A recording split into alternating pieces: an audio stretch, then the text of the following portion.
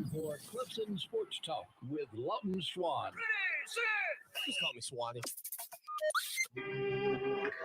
Tiger style. Tiger style.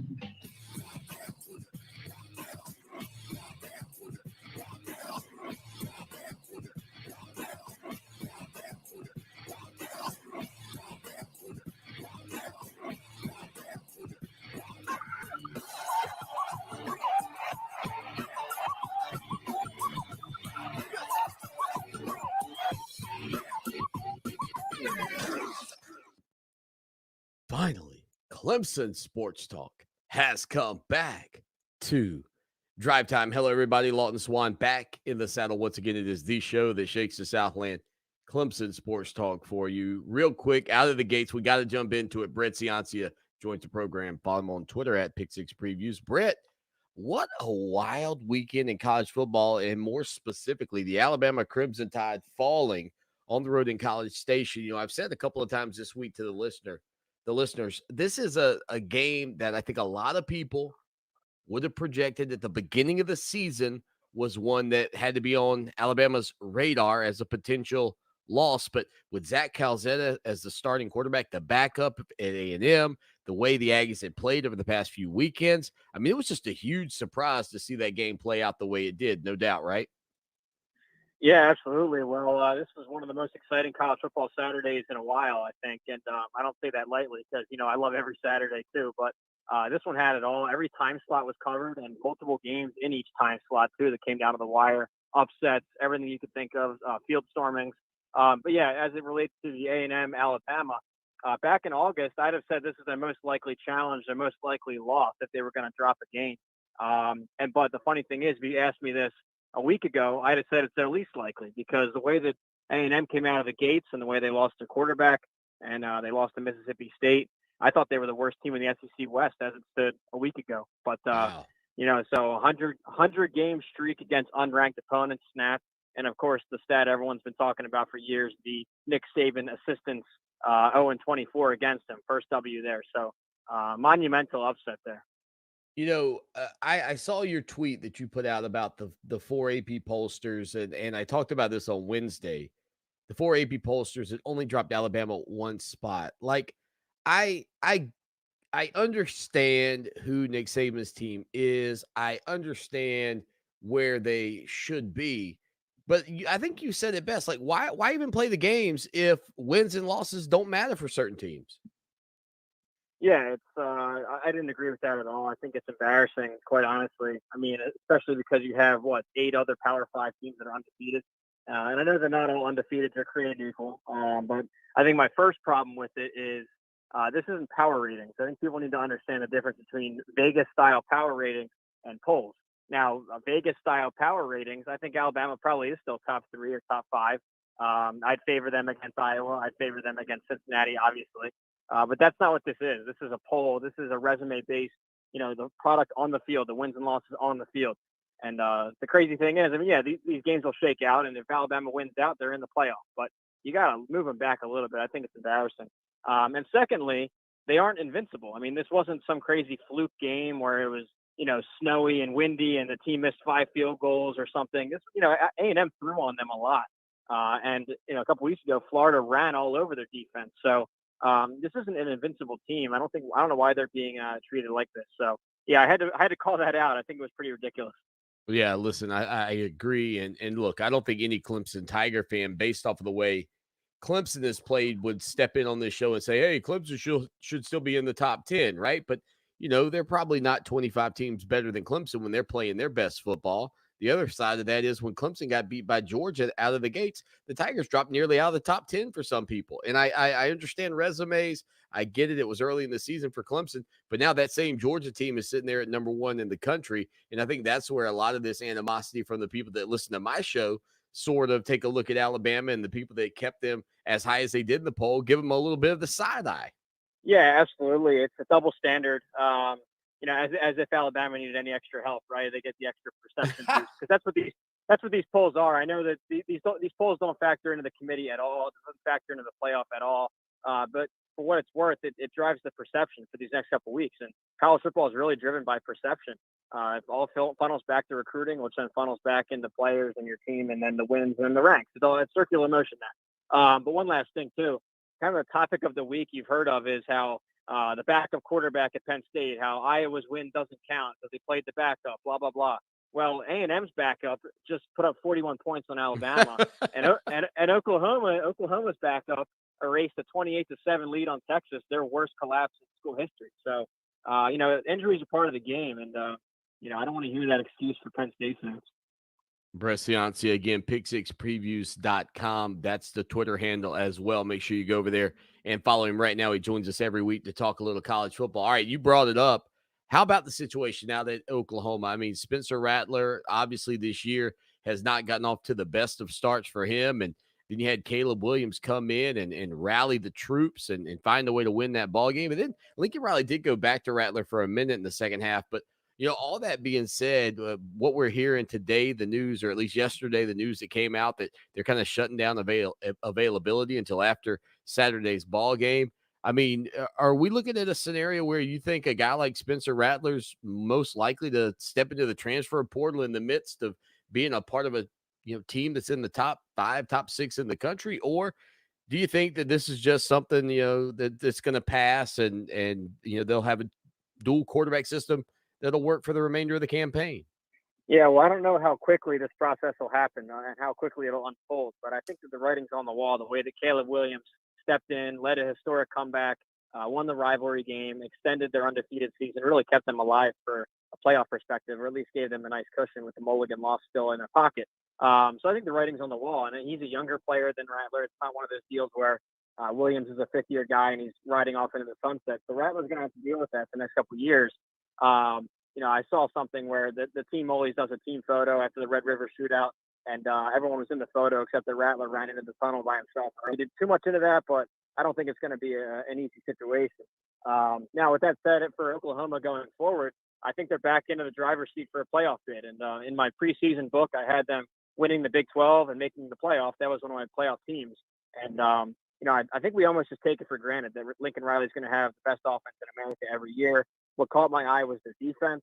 10 starters back. They were making games statistically. But then out of the gate, the offense wasn't there all of a sudden. And you're thinking, what's going on here?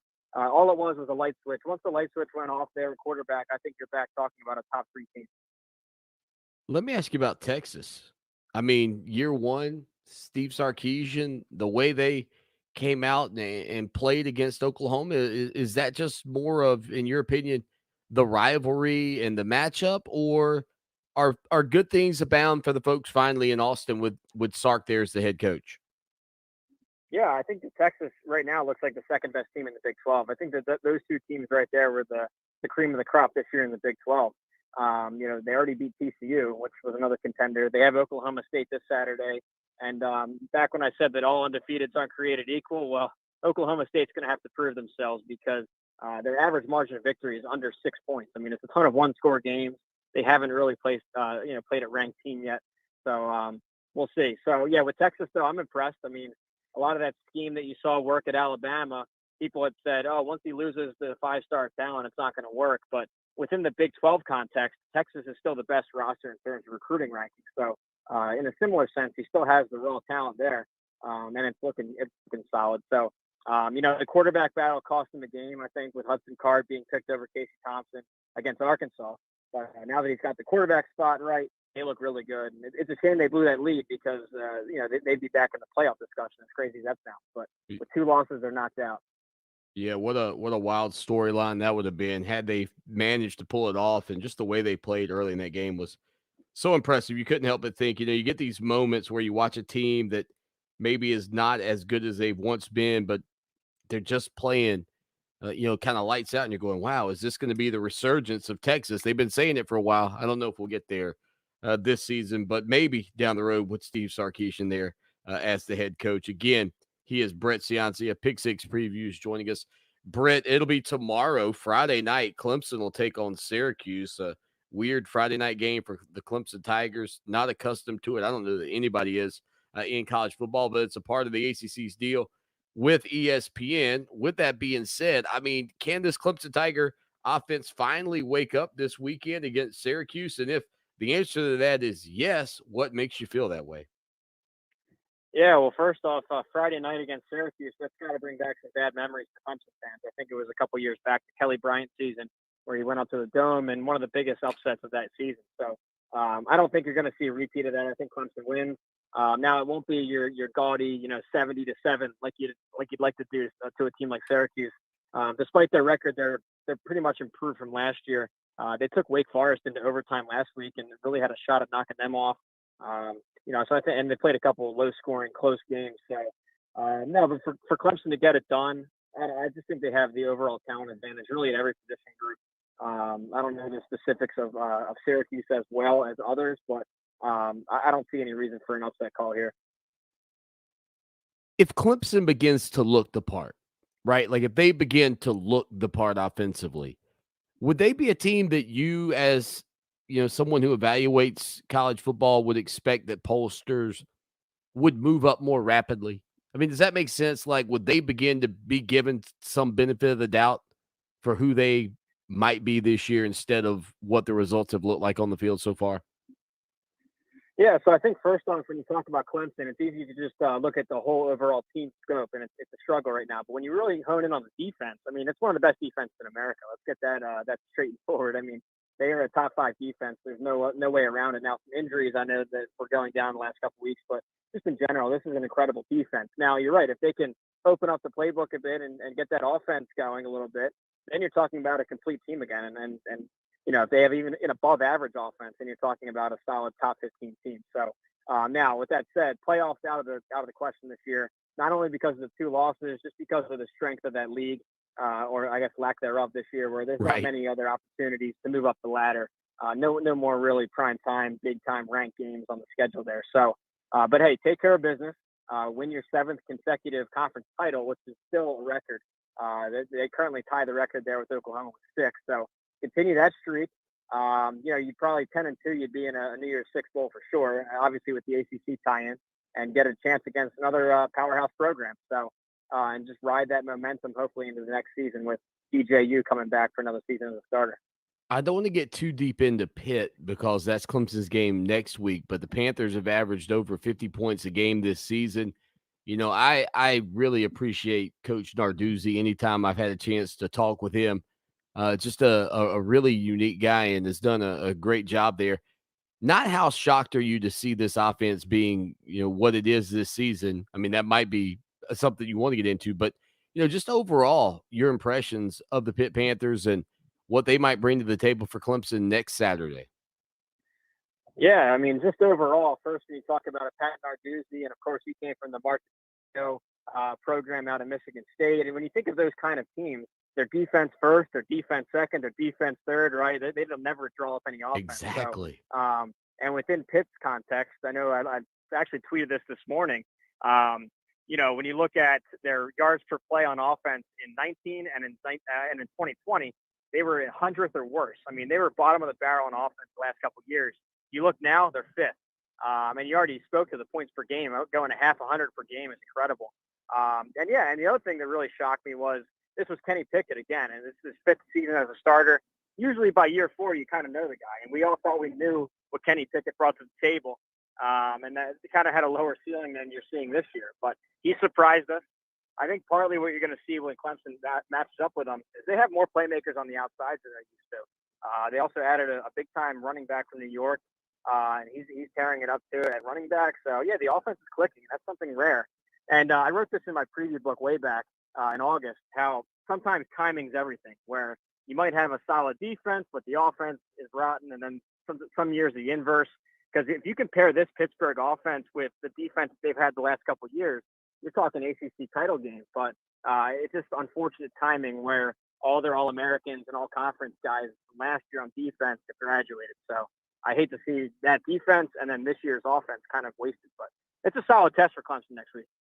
On Twitter at Pick Six Previews, Brett Ciancia with us here. All right, Brett. So one of the narratives at this point in the college football campaign is that Georgia may just be the team to beat in all of college football.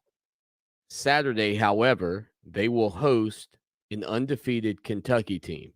I don't know if there's a game out there including the one that happened last weekend with A&M and Alabama, that could change sort of the script, if you will, of the conversation. If as big as if Kentucky wins this weekend, right? And all of a sudden the Wildcats seize sort of the control of the SEC East and are undefeated. I mean, like like if you're writing this novel, dude, you might have to get out the biggest eraser possible come the end of that ball game Saturday afternoon. Am I right? Yeah, you're right, because think of the ramifications of that. It's obviously tagging Georgia with a loss. That's number one. But number two, that gives Kentucky a 2-game advantage essentially in the SEC East. And they would need to drop 2 more. And remember, they've already gotten through Florida. So if you're talking about a Kentucky that has already beaten Florida and 7-0, and would need to lose twice, because Georgia's not going to make it without getting to that conference title. If they're boxed out of Atlanta, on December 4th, they're not going. So yeah, this would be a playoff. So yeah, that would be incredible. Now, with that said, I mean, we're talking about a 24-point underdog. It's a great story, but I've had Georgia number 1 the whole way. I had them winning the SEC back in my August book. I've had the number 1 every week in the FWA poll I participate in. And really remember this, they're doing this with their backup. We talked backups this show already, but they're doing this with Stetson Bennett. I can't imagine once JT Daniels gets back healthy and they really continue to air it out. They're doing fine without him, but they'll unlock another gear. So I think Georgia's the best team in the country. And but you're right, though. That would really flip the script. And it's been a crazy season so far, so nothing's off the table. Oh man, it has been wide open. And again, like you said, 24-point underdogs are the Kentucky Wildcats, but they got nothing to lose. It will be, you know what else will be interesting to see is if Mark Stoops just sort of opens it up, right? Take chances, just play like your hair's on fire. You got nothing to lose, and just go into that game and say, "Hey guys, let's have some fun," and try to get Georgia in a scenario where Stetson Bennett has to bring them from behind, which adds undue pressure on them because all of a sudden that number 1 ranking, the pressure of playing that game at home. I mean, all of that, we see it all the time in college football, right? It just starts to compound itself throughout the ball game.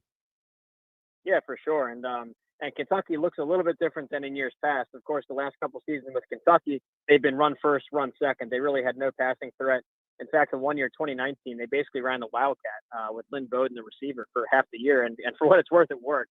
But no, this year they've added a little bit more threat of a pass, bringing in Penn State transfer Will Levis. And for a comparison, last year, Terry Wilson, their starting quarterback, threw 7 touchdowns the whole season. And this year, Will Levis in 3 weeks had 7 touchdowns. So they're airing it out better. It's a more balanced team, but they still have that core identity, that physical offensive line, physical front 7 on D. It's kind of it's built out of Georgia's mold, actually. So yeah, if they can jump out to a lead, that'd be interesting seeing Stetson Bennett there. But until that, I think Georgia's the easy pick. And I know that makes for boring radio, but I've been solid on Georgia the whole way. I think they will. Pick6previews.com is his website. Final thing for you, Brett. I know in the NFL, anytime the final team that's undefeated loses, the 1972 Cowboys celebrate. Well, it feels like UCF probably feels that way to a degree about a group of 5 teams, and they've got, of course, Cincinnati this weekend. I mean, you got to imagine that they would like to knock Cincinnati out because they still like kind of champion themselves as the group of 5 team that's gone undefeated and was certainly left out, but they don't want to see Cincinnati in the playoffs. So I imagine you'll get their best shot in this ball game this weekend too.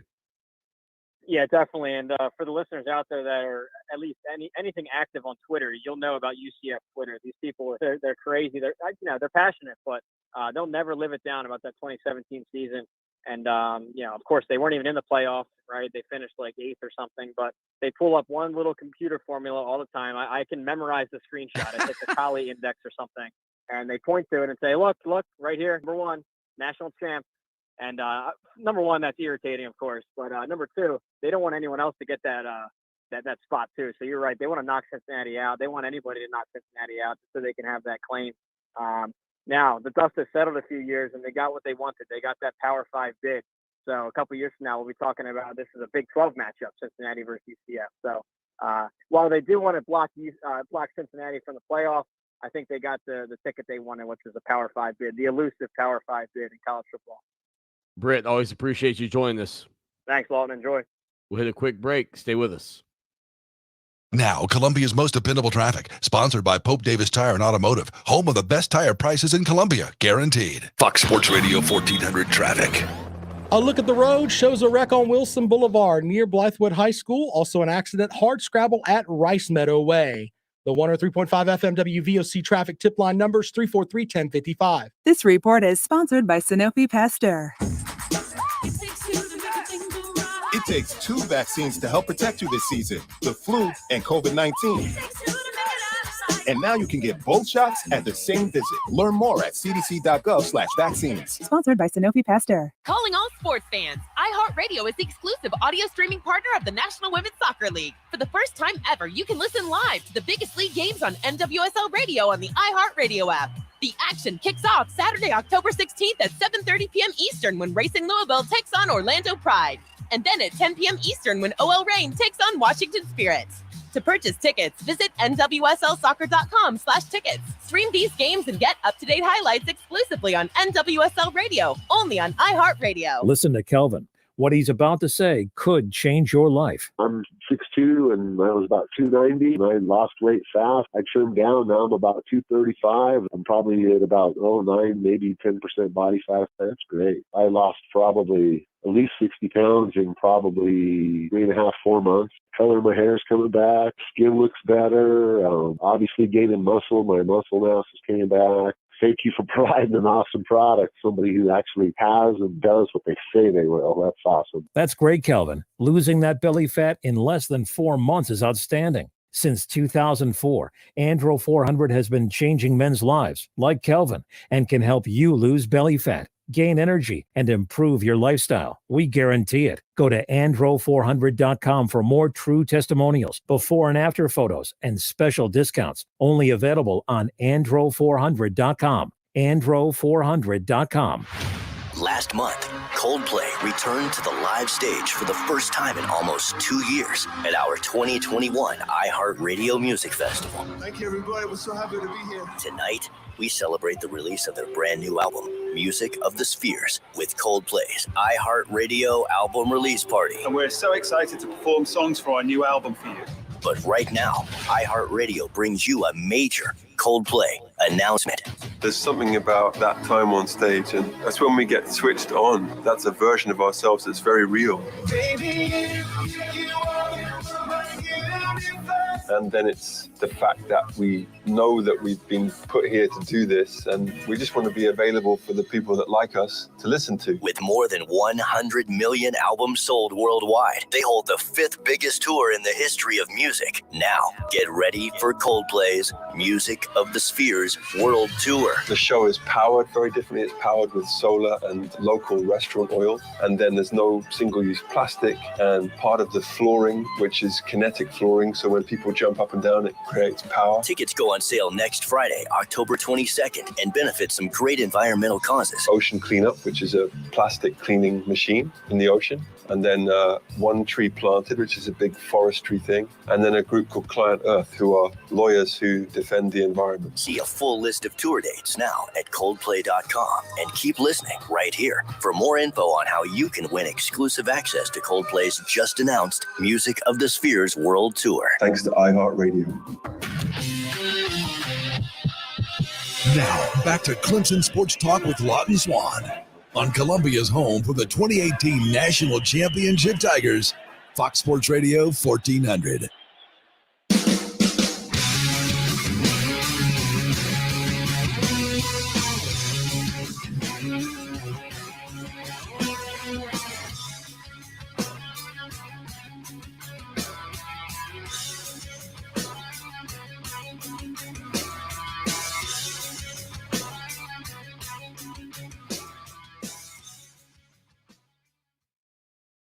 Clemson Sports Talk on a Thursday afternoon. You know, we didn't get a chance to hear from James Skalski. Well, we did get a chance to hear from him earlier this week, but you didn't. Hear Skalski talking about what Clemson did during the bye week to get better.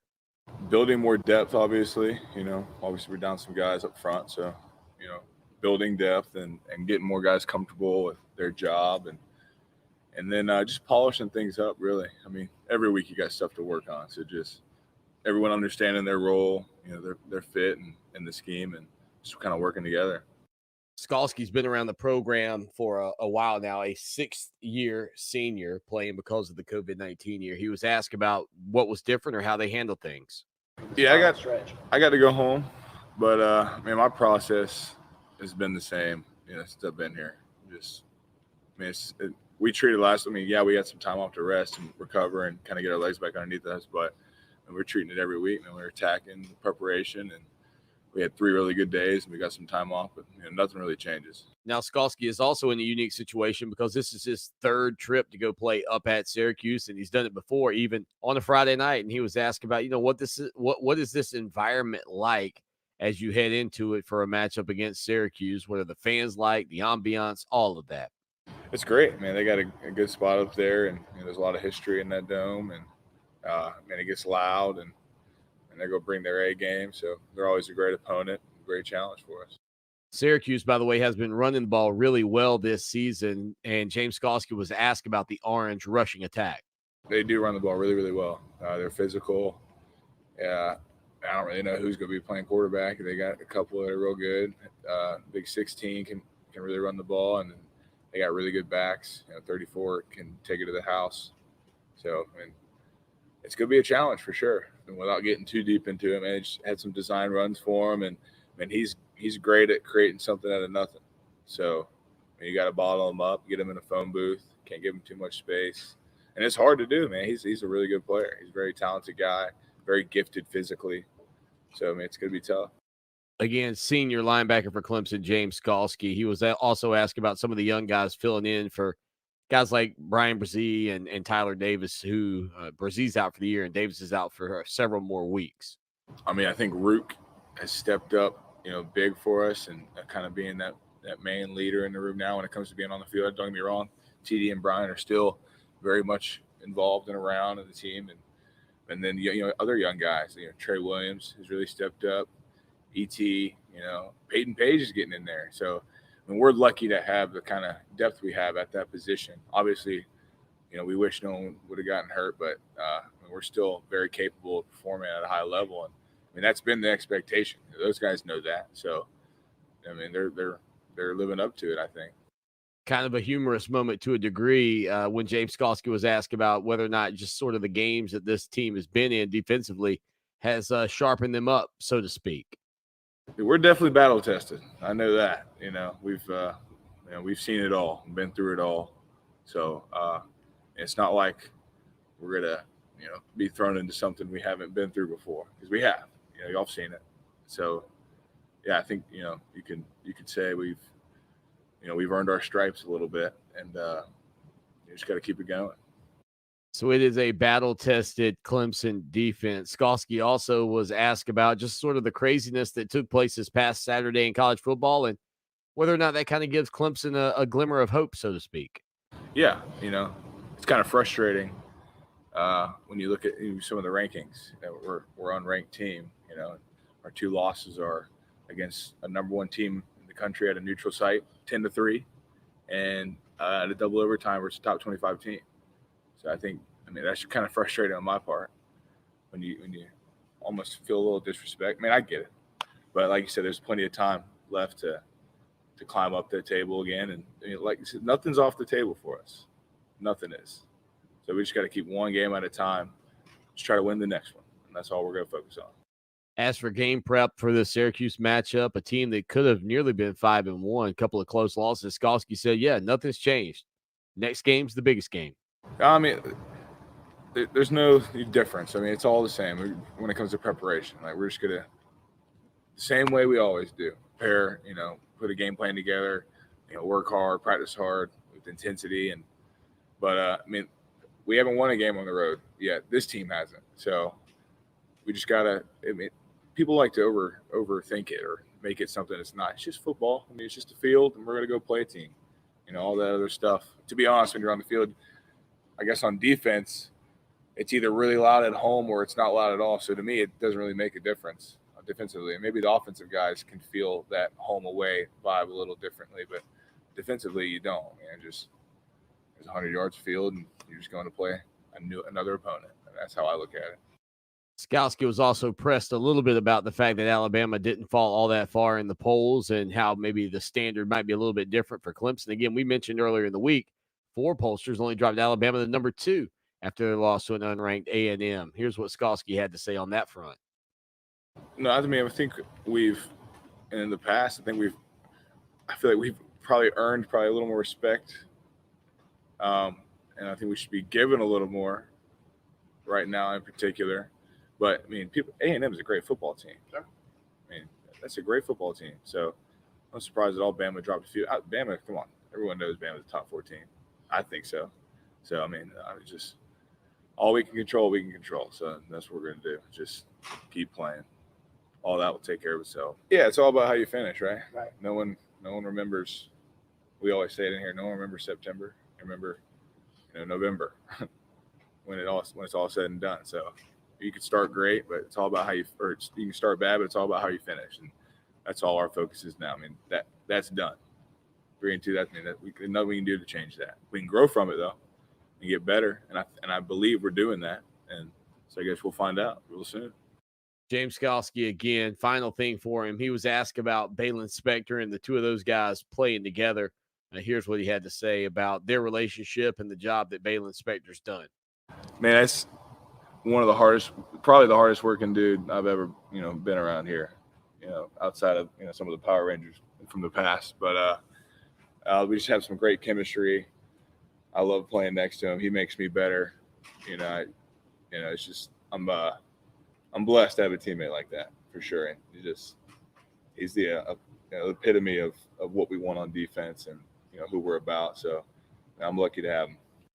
We had a quick break here on the show that shakes the Southland again. That was Clemson linebacker James Skalski from earlier in the week. 803-450-0086. Stay with us for more of the show that shakes the Southland. The world is upside down and millions of Americans are out of work. Debt keeps rising, and yet taxes and interest rates are at historically low levels. What's going to happen next? Oh, I don't know. Space monkeys could arrive. Times like these, it is important to do your homework and be prepared, especially if you're near retirement. Hi, it's Glenn Beck. This is not the time to go it alone and hope for the best. I want you to call Pat Struby today and find out what he can do for you right now. Do what other families just like yours have done for over 20 years. Call the team at Preservation Specialists. Call 803-9-RETIRE and schedule a complimentary phone or video consultation. Pat Struby and his team at Preservation Specialists are local and independent. Their focus is you and your retirement. So call 803-9-RETIRE. Schedule a complimentary consultation and be prepared for your retirement years. 803-9-RETIRE. Glenn Beck has been remunerated and is not a client. Investment advisory services offered through Kalos Capital Inc. Investing involves risk, including the potential loss of principal. Fall flex savings are happening now at Studenmeyer Heating and Air Conditioning.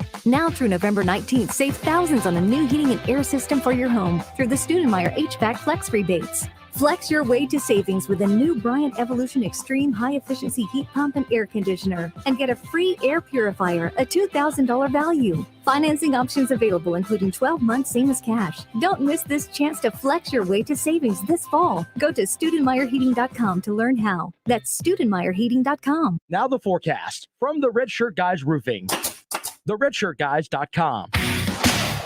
Clear skies tonight with lows eventually dipping to the mid-60s. Tomorrow, how about sunny and even hot? Highs upper 80s. For Channel 25 ABC Columbia, I'm Chief Meteorologist John Farley. This report is sponsored by Circle K. Sip and save at Circle K. With their new drink subscription, enjoy one coffee or fountain drink every day for only $5.99 a month. Sign up in-store. Circle K. Take it easy. On Monday, iHeartRadio Alter Ego 2022 was announced with the return of Coldplay.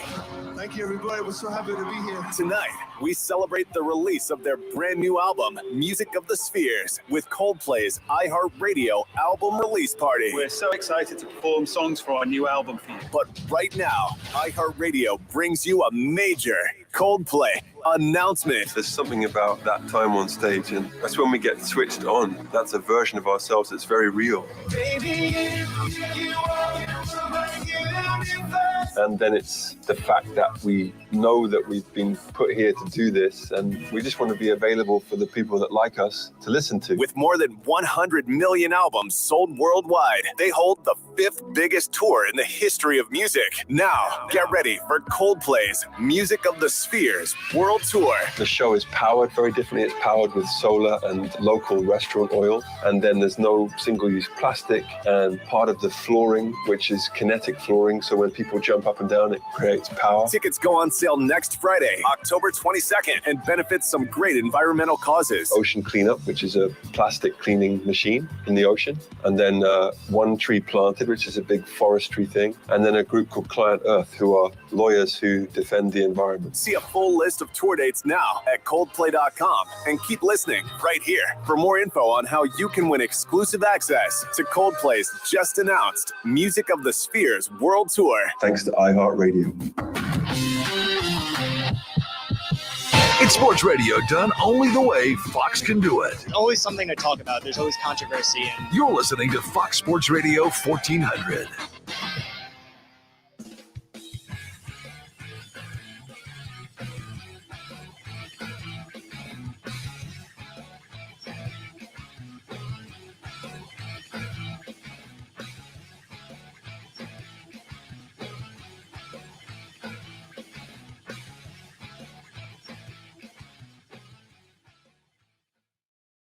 It is the show that shakes the Southland Clemson Sports Talk on a Thursday afternoon. You know, yesterday we played the audio from Trevor Lawrence and his thoughts on Christian Wilkins. Well, he mentioned in there, at least in the tweet, it was mentioned about the fact that, and maybe it was the question, I can't remember, one way or the other, head coach of the Miami Dolphins, Brian Flores, came out on, I guess, Wednesday. Maybe it was his Tuesday press conference. I'm not sure exactly when. He sat down with the media, but he was wearing a Clemson shirt. Now, this was a wager between, or a bet between, Christian Wilkins and Brian Flores on the Clemson-Boston College game. Of course, Clemson came away with the victory, and Flores came out wearing a Clemson shirt in front of the Miami Dolphins backdrop with his Miami Dolphins hat on. He said, quote, "I pay my debts," when he was asked about wearing that Clemson brand. And Flores, who is a Boston College alumni, had Christian Wilkins a little wager, I guess, with Christian. What would have been interesting, I think, to see would have been what if Christian had lost the bet. What would that have looked like for Christian Wilkins, CW42, if you will, especially in his Clemson gear. But pretty neat to see that Clemson Paul sitting there on the chest of Flores right there in Miami as they get prepared to head across the pond to take on Big Trev, the Giant Killer, and the winless Jacksonville Jaguars. Again, I noted earlier this week, I think this is most likely the game that Jacksonville will win. I think this is a game that they have a chance to win. And certainly, I think anybody who has been watching this Jacksonville Jaguars team can tell they are getting better. This is, I would say, of the games remaining, maybe their best opportunity to win, and one of maybe 3 or 4 games remaining for Jacksonville at this point that I think they could win. Now, the positive side of that for a guy like Trevor Lawrence, again, assuming that he continues to be able to not just play smart football, heady football, because he has to protect himself, but ultimately, as long as he gets through this season, they should get additional pieces to put around him and build on what they are trying to do down there in Jacksonville. But they are 0-5 and in one of the worst leagues in the NFL, or divisions in the NFL. Indianapolis is 1-4. Houston also 1-4, and the Tennessee Titans, who are currently 3-2, leading the way in that division. But it is a bottom heavy, if that's a thing.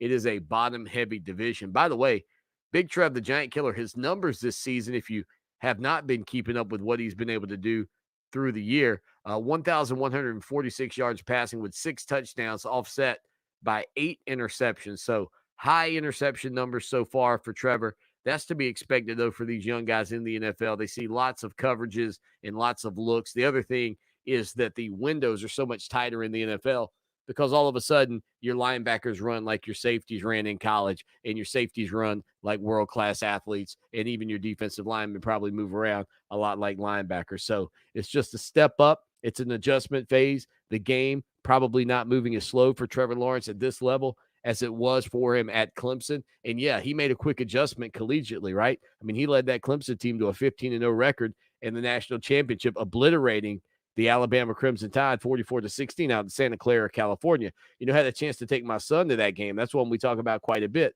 Lots of fun out in Santa Clara for Clemson Tiger fans, giving the old adios amigos to the Alabama faithful who were leaving early from that ball game. You know, that if Alabama fans leave early from a game, typically that means they're beating the brains out of somebody. Not that night in Santa Clara. That was the Missy Elliott version. Put my thing down, flipped it, and reversed it. That was Clemson taking Alabama out of the arena early, and the Tiger fans dancing. You know, one story about that game I tell here every once in a while, and I need to look up. I can't remember what the exact score was at the half, but I remember thinking to myself, listen, you cannot get ahead of yourself when you talk about playing the Alabama Crimson Tide. The score at the break of that game was Clemson 31, Alabama 16. But all I could think of was, man, 2 touchdowns, maybe even going for 2, and you got a tie ball game. Like, you can't get ahead of yourself. But boom, Clemson comes out. And so, nonetheless, I'm talking to my wife and my son who were in the stadium that night out in Santa Clara. I called them to check in at the half because, of course, this is a big deal. Clemson's rocking and rolling against the Alabama Crimson Tide. They're up huge. But I told them, I put a little bird in their ear. I said, listen, maybe it's a little bug, whatever the term is. Bug, bird, who cares? I said, guys, listen, don't get too worked up. Don't get too excited. This is an Alabama team that can come back in a blink. I mean, that's Tua Tagovailoa. That's Waddle. I mean, they had all kind of talent on the field that day. Defensively, offensively, I mean, they were loaded. But so, too, were your Clemson Tigers. But coming into that game, one team on the field people had called maybe the best in the history of college football. And it wasn't the guys wearing the orange helmets with the white paws on the side. It was the Crimson Tide. And 13 points later in the third quarter, matter of fact, maybe just 7 more. I believe it was on Justin Ross's touchdown reception. I called my wife back or texted her back, and I said, you guys soak it in. This game is over. I mean, it was Vince Carter slam dunk over. And they got to enjoy, 15, 20, maybe 30 minutes of game action and probably an hour and a half of real time of knowing that you were about to hoist the golden scepter for a second time. Also, let's not forget in that 44-16 loss, or excuse me, in that 44-16 win or that 44-16 loss for Alabama, let's not forget Clemson was on the goal line getting ready to punch the ball back into the end zone to put a big 50 spot on Nick Saban. If there's one regret I have of that season, if there's one regret from the undefeated 2018 season, it's that Clemson didn't hang a 50 spot on Alabama and Santa Clara. That's the truth. But again, Big Trev, Christian Wilkins, 2 guys that were on that team, will be facing off Sunday morning, 9:30 a.m. on CBS. Should be a lot of fun for everybody. And again, I'm excited to see where Trevor Lawrence goes. Again, at this point, still the learning curve of the NFL is a part of his every day or every weekend occurrence. But I think good things are in store down in Jacksonville as long as they can keep Trevor healthy. I think they will win a game 2, maybe even 3 this year. And part of it will be on simply the fact of his arm and what he can do for that team. 803-450-0086. Text line, phone line. Hit us up. Don't forget you can leave us a message. We'll play it right here on the show. You can leave us a message and we will get you in on the program. We do that for you. It's the people show for a reason. Stay with us. Lawton Swan here. And I know in sports, we're always talking about the big guy. Well, let me tell you, when you're buying a car, you don't need that. What you need to do is head down to Orangeburg to my good friends at Ferry Chevrolet Cadillac. 4 generations of family-owned business right there at Ferry Chevrolet. No dock fees, no tricks, straightforward pricing in a low-pressure environment you'll love. Check them out online, ferrychevrolet.com, or call them 803-536-1600. It's Ferry Chevrolet Cadillac, just a short 30-minute drive off of exit 145A in Orangeburg. There's a hot new podcast we think you'll like. Variety's Strictly Business. Hear candid conversations about business deals, strategy, and the future of media and entertainment from industry A-listers. Hosted by Variety business editor Cynthia Littleton and co-editor-in-chief Andrew Wallenstein. And once a month, executive editor of music Shirley Halperin will join the conversation to discuss the business of music. Listen to Strictly Business on iHeartRadio or wherever you get your podcasts. We all hear the radio ads about the IRS. They tell you to be afraid, to be scared, and they try to frighten you into calling. I'm not here to do that. Tax Relief Advocates is different. TRA is here to tell you that if you owe money to the IRS, whether it's $5,000, $50,000, or $500,000, we have a solution. It doesn't matter if you're sitting in your car, at work, or with your kids. No matter where you are, call now. 800-575-2072. Don't lose hope. TRA can eliminate or reduce what you owe to the IRS. There is zero risk to you. If we can't reduce your tax debt, then you pay nothing. Our passion is taxes and helping individuals fix their IRS problems. We have a 5-star rating on Google and Yelp, and an A+ with the Better Business Bureau. Tax Relief Advocates. Real solutions for real people. You don't need to be afraid of the IRS any longer. End your tax nightmare today and call 800-575-2072. That's 800-575-2072. Or you can visit us online at tra.com. Fall savings inside the Home Depot means something different once you get out there doing. For example, in here, it's a wide selection of Samsung laundry appliances. But out there, it's your home running like a well-oiled machine. Order in store or use one-click bundling when you order online or in the Home Depot app. And enjoy even more savings on Samsung laundry units with free and flexible delivery on orders of $396 or more. At the Home Depot, how doers get more done. U.S. only while supplies last, valid September 30th through October 20th. Really? What? No way. That's what visitors at International Bird Rescue say when they learn we rely on Dawn dish soap to clean wildlife, the same Dawn they use at home to wash dishes. Yep, wildlife rescue workers have been using Dawn for decades, helping save more than 125,000 birds, even these little ducklings. You see, Dawn suds loosen up the grease and rinse it from their delicate feathers. Taking grease out of wildlife's way is so darn easy. I'm Colleen Wolfe from Thursday Night Football and Good Morning Football Weekend. And I'm Ricky Hollywood from Around the NFL and the broadcast. On our new podcast, Split Ends, Ricky and I will be coming to you every week to talk about all the important and unimportant storylines in the football world. Join us for the stories on and off the field that matter. We'll break down games, news stories, tweets, interviews, whatever it takes to cover the ins and outs of the NFL world. Listen to Split Ends on the iHeartRadio app or wherever you get your podcasts. Major key alert. Don't ever play yourself. Life is like school. You will be tested, so pass it.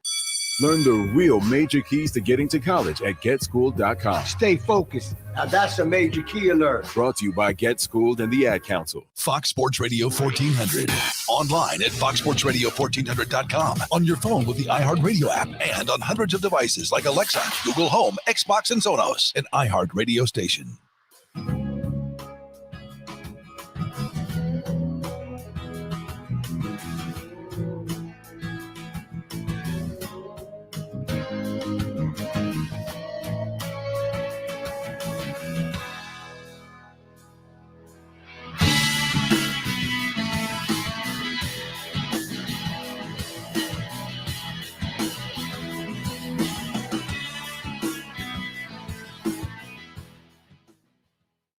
Final segment of hour number one coming up. Tim Beret joins the program. Also in hour number two, we're going to slide in our buddy Michael Felder from Watch Stadium. Again, it's a ton of fun hanging out with you, and thank you to Brett Ciancia for joining us out of the gates here on the program in hour number one. You know, I was on with Mark Ryan up on Offsides on ESPN Upstate earlier today as well, and you know, he was asking me about some injuries and guys coming back, and I'm excited. I really am excited about DeMonte Capehart. And for those people that didn't follow his recruiting or anything on that front, I got to tell you, Capehart is a kid that I really felt had a chance to be maybe the darling of his recruiting cycle. Like, I truly felt like a year ago, had he been healthy, I think he had a chance to be a kid that people talked about as much as they talked about Brian Brzee and Miles Murphy. Like, I think that trifecta, that triumvirate, is that the word? Whatever you want to call it. I truly believe that those guys had a chance to be three of the best defensive linemen in the country as true freshmen, but yet you didn't get to see that from Capehart a year ago because he just has not been able to be healthy. And now that you kind of got that opportunity to get him back, and hopefully he'll continue to get better and better and improve health-wise, I think this could be a overlooked pickup for Clemson this year, especially given the fact that you lost Brian Brzee for the season with the ACL injury. And once Clemson gets back Tyler Davis, I think Capehart has the potential to be sort of a Brian Brzee-esque player if he can stay healthy. I mean, when you look at his frame, 6'5", 310 pounds, I mean, he's built eerily similar to how Brian Brzee is built. And I think he plays with that same type of power and explosion that Brian Brzee also has. Brzee, 6'5", 290, maybe 300 pounds. I mean, so they are physically built nearly the same. And I think that's one aspect of this Clemson defense this week, and hopefully moving forward, that you will continue to see that minus Brian Brzee plus DeMonte Capehart won't yield some huge gaping negative hole that you're trying to figure out how you're going to fill it. And so keep your eyeballs this weekend. Keep your eyeballs tuned in to Capehart. He's number 19 on that defensive front for your Clemson Tigers out of Hartsville, South Carolina, by way of IMG Academy. Keep your eyes on DeMonte, because I think he's got a legitimate chance to come out and fill some gaps, literally, and I guess figuratively, fill some gaps for this Clemson Tiger defense, especially given the fact that you've lost Brian Brzee for the season. Like, I think the future is bright for this young man. I loved every ounce of watching him in high school, sort of seeing him emerge as a prospect. And, you know, there are few guys that you stand beside in this business and you go, whew, that's a dude. Brian Brzee, whew, that's a dude. Dexter Lawrence, whew, that's a dude. DeMonte Capehart, whew, that's a dude, folks. So Clemson, you're getting a dude. You're getting a dude back in DeMonte Capehart. Our Kaufman's Meeting Place fan poll, available over on ClemsonSportsHall.com, is still, will Clemson play in the ACC championship game? A simple yes or no vote. At this point, still the no's in front. This weekend, that could change pretty quickly. Again, for everybody that's following and reading the tea leaves in college football, one game that may not be on the radar for people nationally, but should be on your radar, Saturday night, NC State, the 22nd ranked Wolfpack, on the road at Boston College. Both of these teams currently undefeated. The playoff, not undefeated. Both of these teams currently 4-1. The matchup predictor has NC State favored to win this game just barely 55% to 45% in this ball game. And I can tell you, for any Clemson Tiger fan that's hoping to make their way to Charlotte, it begins with teams like BC knocking off NC State, because one of the things that you have to protect yourself against at this point, if you're Clemson, is that matchup in a week against Pitt. And currently, if NC State were to win against Boston College and then Clemson were going to go and fall at Pitt, it doesn't matter how many games you think the Wolfpack have left on their schedule that are losable, to have them lose 3 of those remaining games would be incredibly difficult. This, to me, is a key week. Now, look, college football playoff, all of that kind of pomp and circumstance that you want to get into with Clemson because you're an orange Kool-Aid drinking, orange shade wearing fan. No. We're not talking about that. We're still talking about trying to earn your way back into the ACC championship. If this weekend BC wins and Clemson obviously holds serve against Syracuse on Friday night, and then ultimately, if your Clemson Tigers win next weekend at Pitt, there's a good chance that Clemson's going to end up in the ACC championship. But, buddy, if NC State wins Saturday night and Clemson were to go to lose at Pitt, pack your bags, Eugene, because this trip is not heading in any direction. This train is not going any way that you want to go. You might want to wait for the next one to come through. That's kind of where you are at this point with this matchup and with NC State and the opportunity to get to the ACC championship. It's going to come down to when, where, and who can knock off the Wolfpack. Clemson Sports Talk with Lawton Swan on Columbia's home for sports. Fox Sports Radio 1400. Now, Columbia's most dependable traffic. Sponsored by Pope Davis Tire and Automotive. Home of the best tire prices in Columbia. Guaranteed. Fox Sports Radio 1400 traffic. A look at the road shows a wreck on Wilson Boulevard near Blythewood High School. Also an accident, hard scrabble at Rice Meadow Way. The 103.5 FM WVOC traffic tip line numbers 343-1055. This report is sponsored by BioNTech and Pfizer. Football, music festivals, finding the perfect costume. It's going to be an autumn to remember. It may also be a great time to consider getting vaccinated against COVID-19. Brought to you by BioNTech and Pfizer. Radio advertising can connect your business with holiday shoppers wherever they go.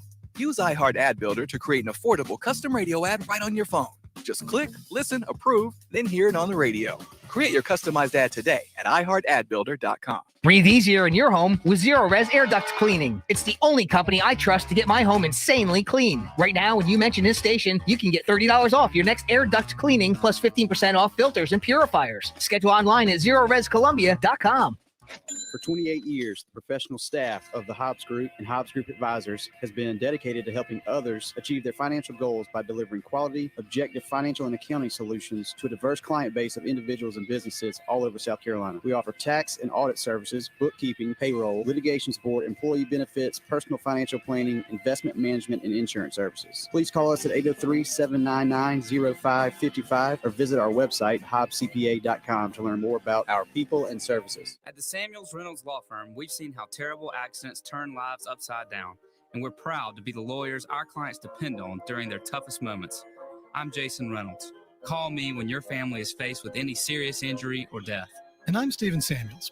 When you're hurt at work, I go to work, getting you the medical treatment and workers' compensation you depend on. We have the experience and passion you need when you need it most. Samuels Reynolds.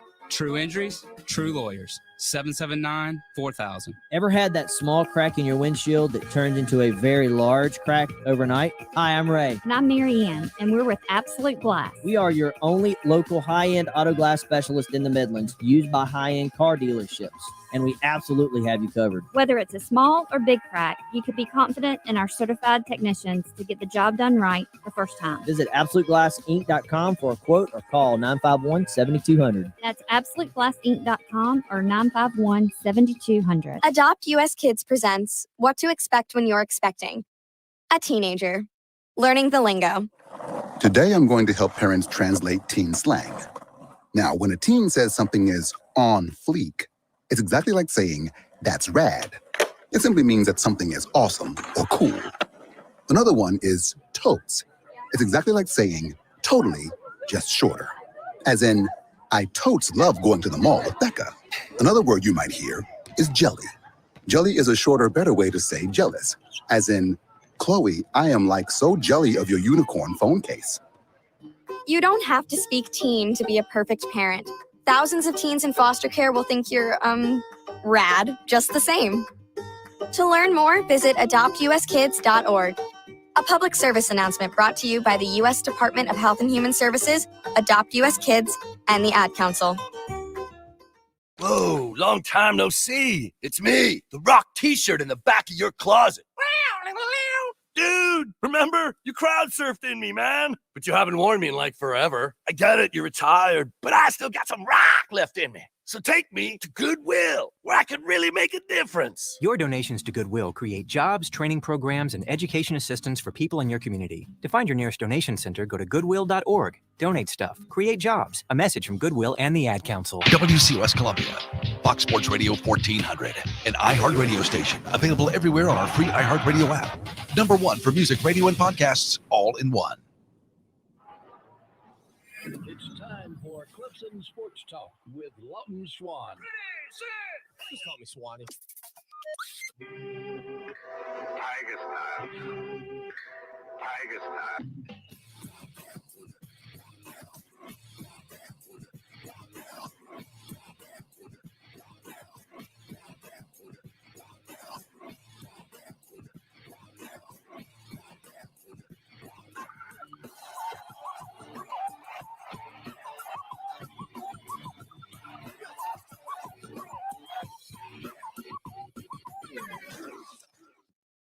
It is hour number 2. That's drive time right here on the show that shakes the Southland. Clemson Sports Talk. Lawton Swan with you, and you know it. He's here. Tim Beret joins us. Tim, I hope you had a great week. Clemson was off this past Saturday, so probably got a chance to lock in and watch a little college football. What were some of your takeaways from that wild game out in College Station between Texas A&M and Alabama?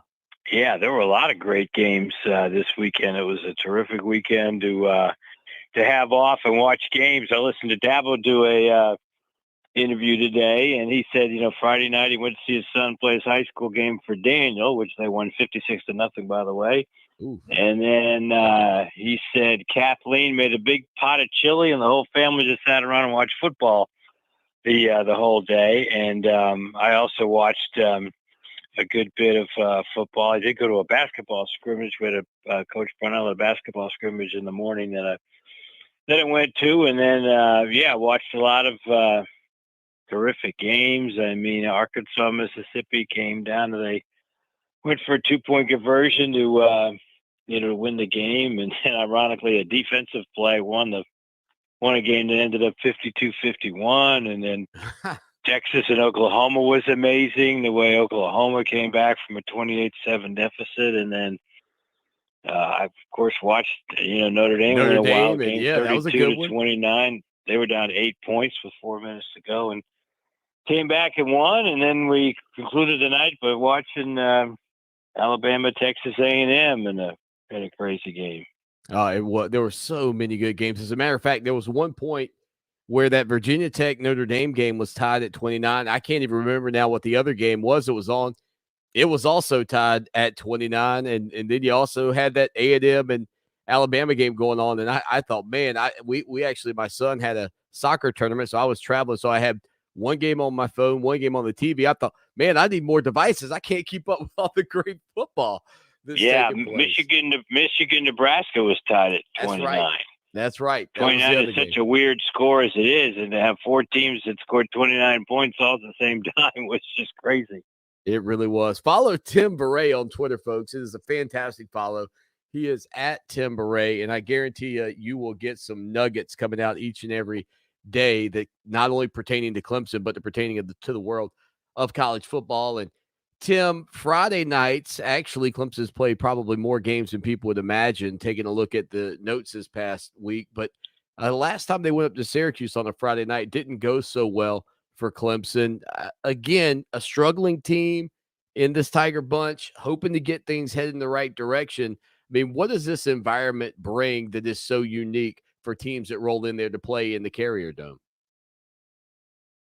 Yeah, it's a little bit of a pro crowd, and I mean that in a positive way. It's like a ruckus New York Knicks type of crowd. Nice.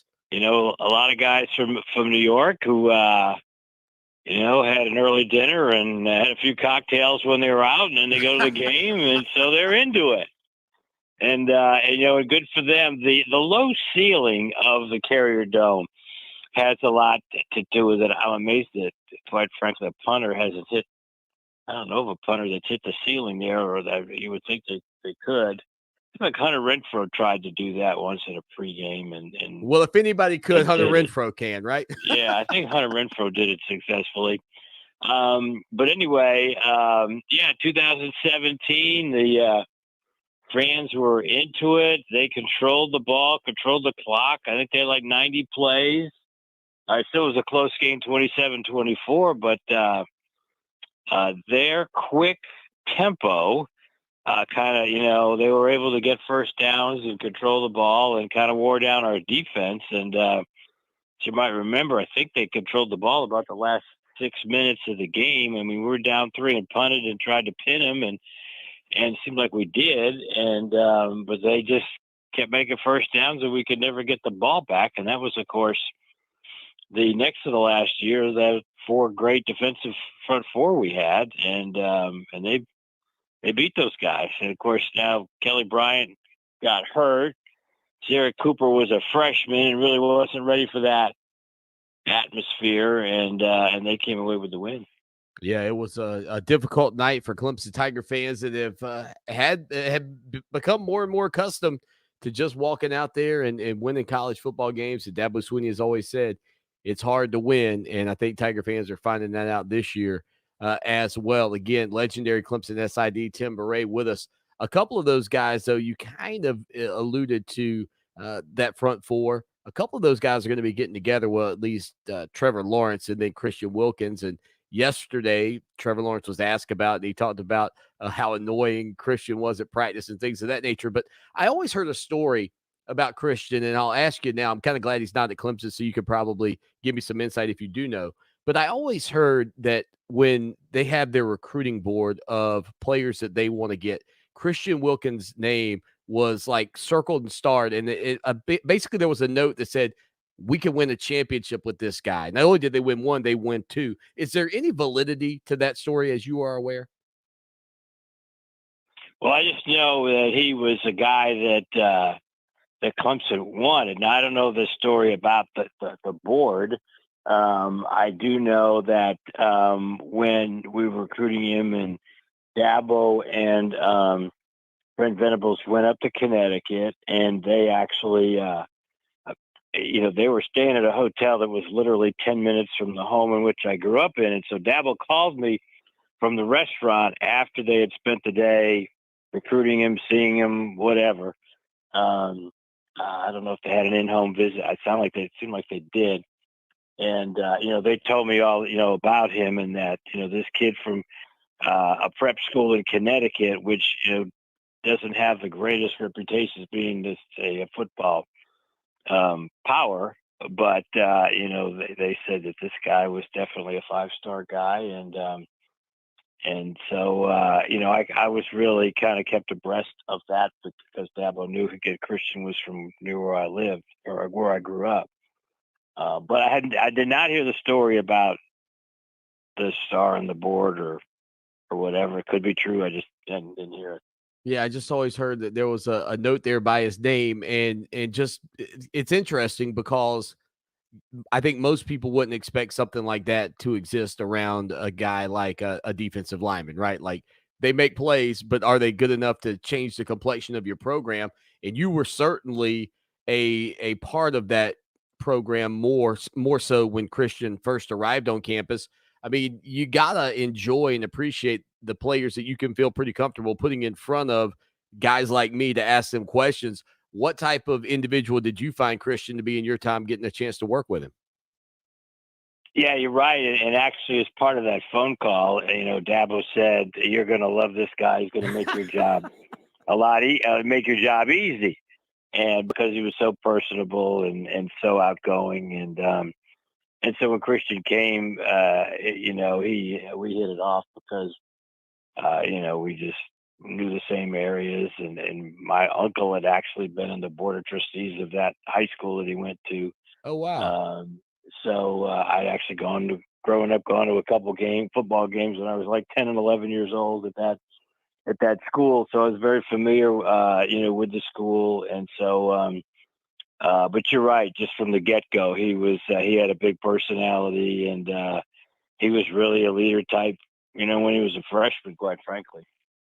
And of course, for Clemson Tiger fans, we have talked about this week. Don't forget, Sunday morning, 9:30 on CBS, you'll be able to watch the Jacksonville Jaguars and the Miami Dolphins playing over in England. So a unique opportunity for Trevor Lawrence and Christian Wilkins and a handful of other Clemson Tigers to participate in an NFL game overseas in Europe. Again, legendary Clemson SID Tim Beret hanging out with us here on the program today, just talking a little bit not only about Clemson at Syracuse coming up on Friday night, but also some memories of some of the greats in Clemson history. And Tim, with that, mentioning again the Friday night game, I said earlier, and we didn't really get into it, but Clemson's actually played a number of Friday night games. I believe 13 since I've been born, I think since 1977. The majority of those coming way back in the early era of Clemson football. But what has been the significance of some of these Friday night games in Clemson's history in your recollection?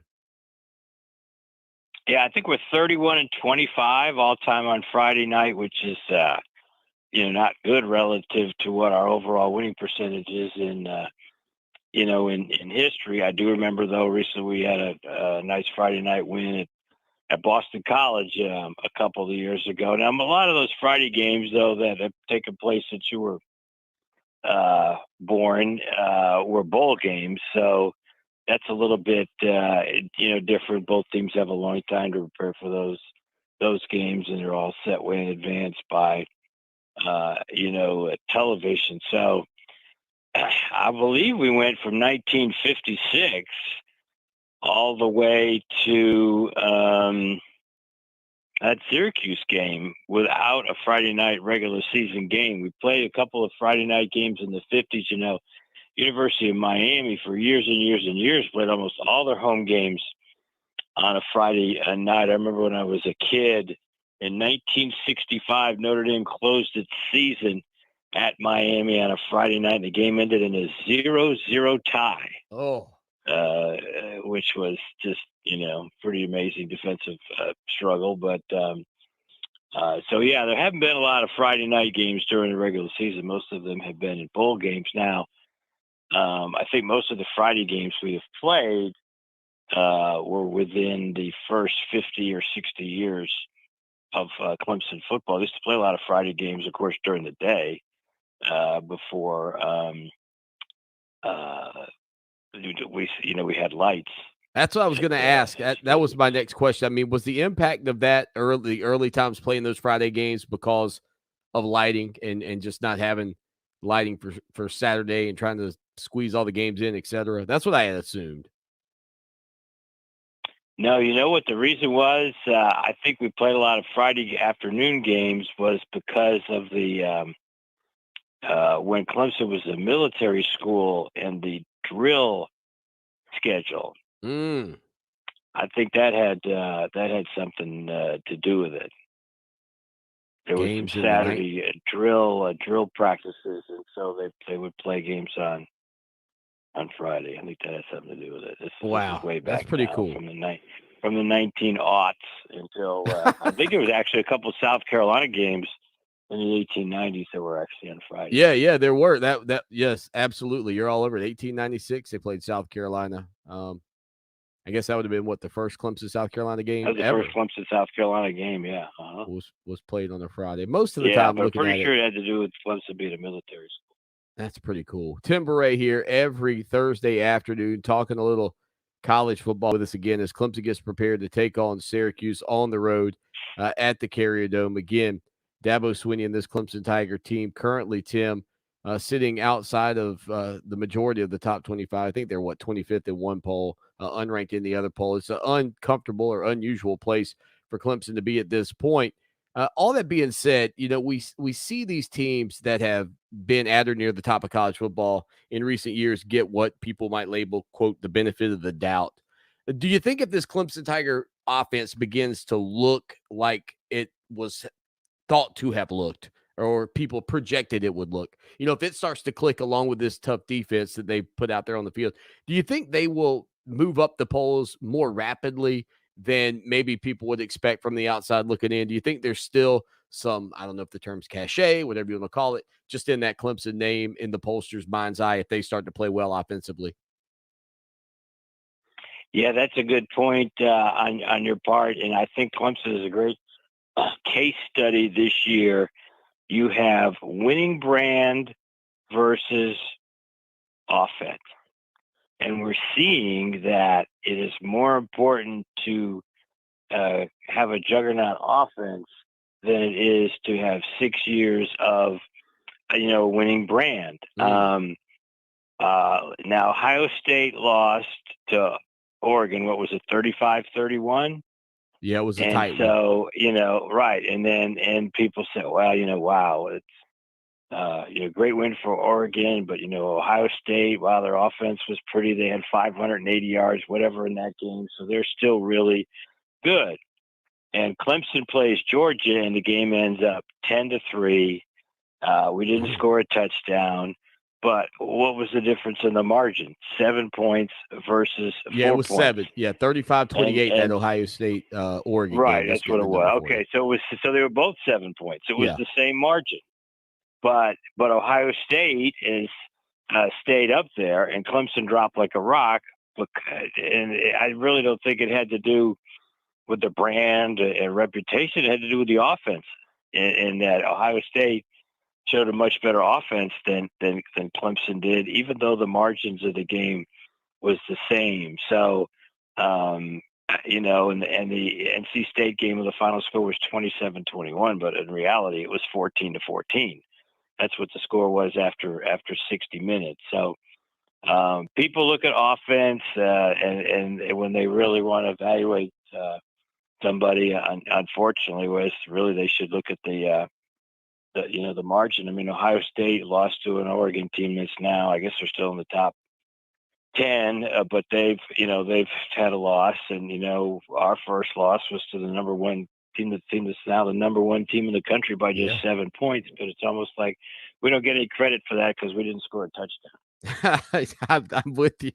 I know the Tiger fans, they let me know all the time that's how they feel about it too. But you just go out there and play the best you can. We'll see. It will be, like you said, I think an interesting case study to see what happens if this offense does start to look the way it has. And perhaps part of the benefit for this offense might be the fact that they had an open date. I know Dabo Swinney is 15-2, I think, during his tenure at Clemson, and the Tigers since joining the ACC, I think the game note said something like 42 and maybe 19 all time in games after an open date. So, I mean, to their advantage, they've had a week to rest up. Dabo Swinney said earlier this week they're healthier. I mean, what do you expect to see out of this Clemson Tiger offense come Friday night? Yeah, they are healthier than if they would have had a game this past Saturday, but we've still got a lot of guys out. I mean, Williams isn't going to play. I expect to see Joe get a start, which may be a good thing. I think it's been fine for him to finally get a start. I don't know if that Ladson's gonna play, but Ross, I think, is going to be in good shape. I went to practice today, and he looked good. And of course, the two running backs are in good shape. So. I usually, after you have an open date like that and things have settled down and you get a chance to work on some things and get back to basics, you show improvement. So yeah, it's Friday night. It's a big game. There's no doubt about it. And we've seen the Syracuse team that's looked pretty good the last couple of weeks. I mean, they've lost 2 games on the last play of the game. They took their number 15 ranked Wake Forest team into overtime. They rushed for 354 yards against Wake Forest. I mean, I can't remember the last time I saw a team rush for 350 yards and lose the game. Yeah, that's what happened. No, it's wild. It's when he said on Tuesday, he said, "Look, they're a couple of plays away from being 5-1." And he's right. The other thing he said, you brought it up, the injuries. He said, if we'd had to play a game last week, some of y'all would have been saying, "Now who's that? Yeah, who's that guy? Yeah, who's that guy?" That's the way it feels. Well, I'll tell you what, I know who this guy is. He's Tim Beret. He joins us every Thursday. Tim, safe travels to you guys as you make your way up to Syracuse for that ball game on a weird Friday night. But you know what that does? It opens up your Saturdays again for college football. So you got all day to watch what's going on in the rest of the country. I got a very unusual Saturday, Laud, a Saturday in which Clemson and Notre Dame both don't play. Get the golf clubs warmed up, Tim. Sounds like a golfing day. Yeah, maybe if the weather's nice, I might have to do that. All right, follow him on Twitter right now. He's at Tim Bray. Tim, we'll talk to you next Thursday. Thank you. Sounds good. Again, legendary Clemson SID here on the show that shakes the Southland. 803-450-0086. Text line, phone line. Be a part of the show. Don't forget you can support us as well. How Swanee, step up, step in. $63.17 over on our website. That's right. I said it, Gamecock Nation. $63.17 for a premium subscription. Come support us. Help us continue to grow it. Again, we always appreciate Tim Bray for joining us. Can't wait to tune in and watch those Clemson Tigers play tomorrow night. Wow, that's weird to say on a Thursday, huh? We'll hit a break. Stay with us. Now, Columbia's most dependable traffic, sponsored by Pope Davis Tire and Automotive, home of the best tire prices in Columbia, guaranteed. Fox Sports Radio 1400 traffic. Traffic tie-ups include 2-notch at Rivkin, also a wreck on Killian Road at Bridgeberry Lane. The 103.5 FM WVOC traffic tip line number is 343-1055. This report is sponsored by the Blue Cross and Blue Shield Federal Employee Program. At the Blue Cross and Blue Shield Federal Employee Program, they cover more federal employees, retirees, and their families than any other health plan. Now it's time to see what they can do for you. Learn more about healthy benefits at fepblue.org/wecan. Calling all sports fans, iHeartRadio is the exclusive audio streaming partner of the National Women's Soccer League. For the first time ever, you can listen live to the biggest league games on NWSL Radio on the iHeartRadio app. The action kicks off Saturday, October 16th at 7:30 p.m. Eastern when Racing Louisville takes on Orlando Pride. And then at 10 p.m. Eastern when OL Reign takes on Washington Spirits. To purchase tickets, visit nwslsoccer.com/tickets. Stream these games and get up-to-date highlights exclusively on NWSL Radio, only on iHeartRadio. We all hear the radio ads about the IRS. They tell you to be afraid, to be scared, and they try to frighten you into calling. I'm not here to do that. Tax Relief Advocates is different. TRA is here to tell you that if you owe money to the IRS, whether it's $5,000, $50,000, or $500,000, we have a solution. It doesn't matter if you're sitting in your car, at work, or with your kids. No matter where you are, call now. 800-575-2072. Don't lose hope. TRA can eliminate or reduce what you owe to the IRS. There is zero risk to you. If we can't reduce your tax debt, then you pay nothing. Our passion is taxes and helping individuals fix their IRS problems. We have a 5-star rating on Google and Yelp, and an A+ with the Better Business Bureau. Tax Relief Advocates. Real solutions for real people. You don't need to be afraid of the IRS any longer. End your tax nightmare today and call 800-575-2072. That's 800-575-2072. Or you can visit us online at tra.com. It's about time to crank up the old fireplace for warmth and for the holidays ahead. Tim's Gas Depot has an important message for those looking to install this year or for those that may be in need of service. Do not wait. Hurry. Like many industries, supply lines are thin and experienced help is hard to find. Because Tim's Gas Depot services units as well as selling and installing them, they can use a little help too. Call now. And if you know someone that would like a rewarding career, call them sooner. Tim's Gas Depot on the Irmo side of Broad River Road. Search for them online at timsgasdepot.com. You wanted to see me? Yes, please, have a seat. So here's the thing. When this company brought you on, we took a chance on you. You didn't have that 4-year college degree we typically look for. Right. But we gave you a shot anyway. And since then, you've worked incredibly hard and given it your all. Thanks. You've been an important asset to the team, but I don't think you can be an intern here anymore. We want to hire you. You're serious? Absolutely. Find your next great employee. Introduce yourself to the grads of life. Who are they? Talent worth knowing about. Young adults of unique determination and experience. An ideal fit for your company in an entry-level position, internship, or even mentorship. They might not have every qualification you typically look for, but they're exactly who your company needs. I won't let you down. I know. Don't miss out on a resource many innovative companies have already discovered. Go to gradsoflife.org to learn how to find, cultivate, and train this great pool of untapped talent. Brought to you by the Ad Council and gradsoflife.org. Monday, make sure your hands are free, because you're going to need them to win $1,000. Awesome, thank you so much. At least 12 times a day, weekdays. Oh my God. Win $1,000 in your hand. We've got 12 chances a day to win $1,000 on Fox Sports Radio 1400.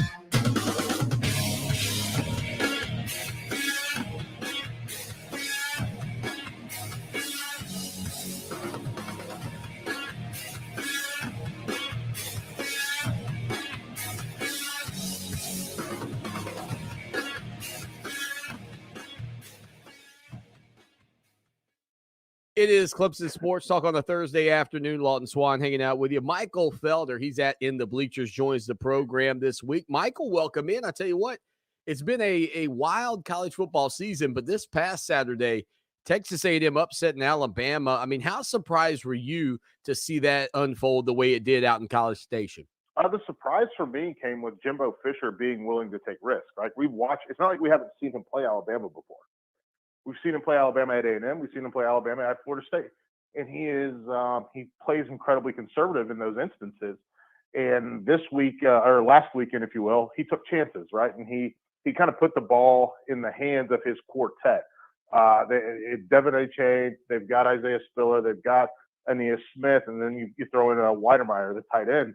That's his quartet of players. Those are the guys that get the job done for him, and he kept giving them the football. You feed those guys, you create problems for Alabama, an Alabama team that they're going to have to do some soul searching from a defensive standpoint because they got to figure out how did this happen to us and what did we do wrong. And I think that there's no doubt in my mind that film's probably not any fun for anybody in that secondary or along that defensive line, and certainly not the linebackers. Preseason, this was the game that A&M fans and maybe some pundits out there said, hey, look out, Alabama could be in trouble. Right now, A&M fans are reveling in the success of what happened on Saturday night last week. But are they going to be disappointed at the end of the calendar year when they turn back and look at what happened the previous two games with losses to Mississippi State and Arkansas and just possibly what they let slip through their fingers? Probably yes and no, right? Yes, you're going to be disappointed you don't get to the playoff. Yes, you're going to be disappointed you don't win a national championship. But you still have that feather in your cap of beating Alabama. You still have that idea, right? But you see what I'm saying? Like, you still have the feather in your cap of beating Alabama. You still have the feather in your cap of being the only assistant to beat Alabama.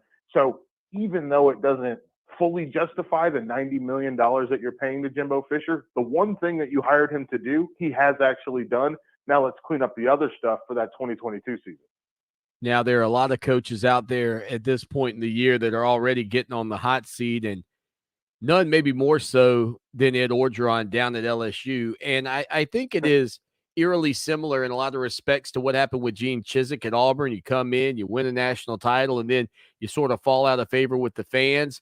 It's incredible, though, to me, because if there's a coach that's out there that sort of fits his program, I don't know that there's a guy that fits the program more than Ed Orgeron, just from the standpoint of, his accent and the way he speaks, etc.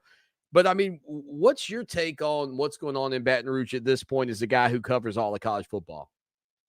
See, that's the interesting thing, because I literally did a podcast this morning, and my co-host said, Ed Orgeron's a perfect fit for them. And he mentioned the exact same things that you did. He loves Louisiana. He's from Louisiana. He's got the accent. He's into the people. He's into the food. And this has happened multiple times. No one says he's good. No one says he's smart. No one says he's a remarkable tactician or a guy who understands the nuance of the game. They're just like, he's from there, so stay there. And I don't know that that's the coach that I want if I'm LSU. Give me a guy. You know what LSU would take?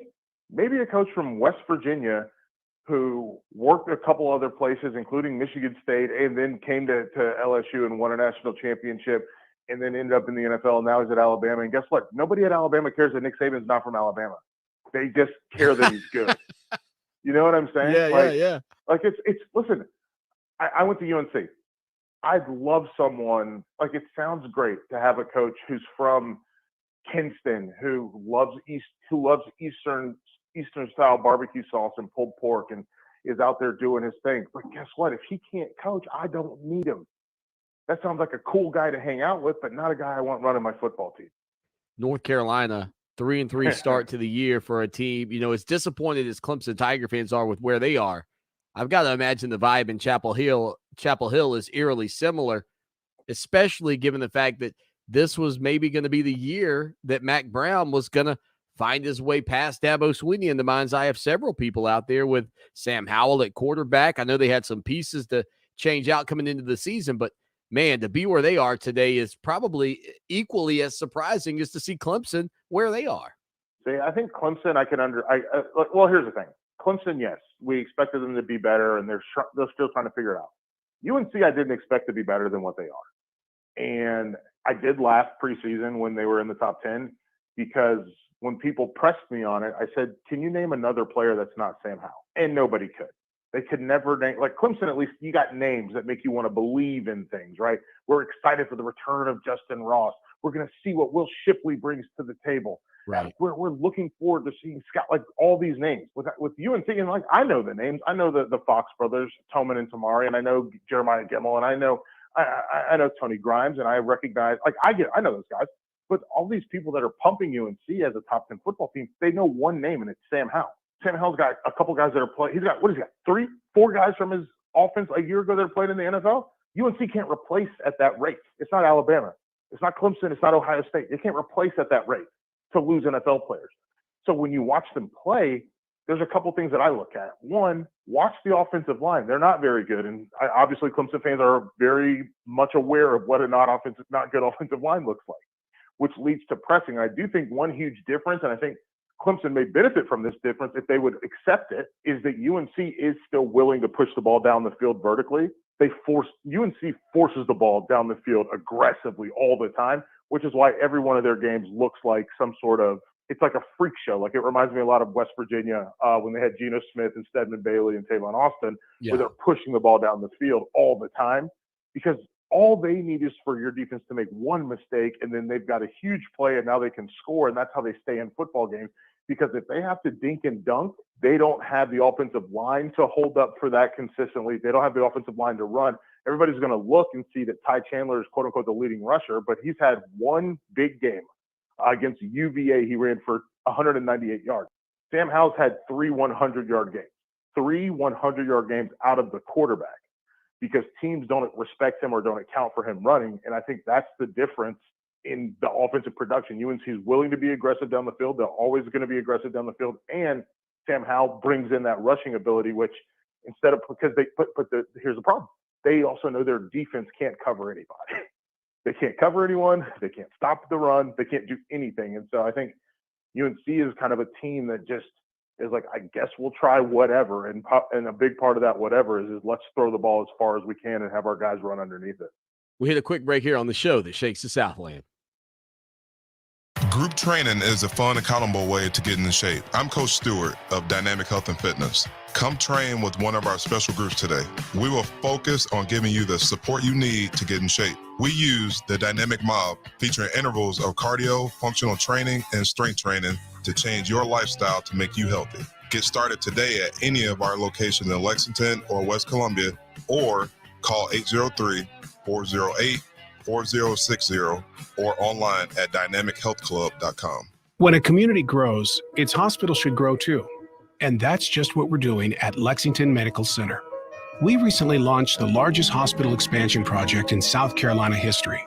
Our new 10-story patient tower will help us take better care of patients, including the tiniest infants who need special attention. It will also make room for the growing number of patients who need surgery and intensive care.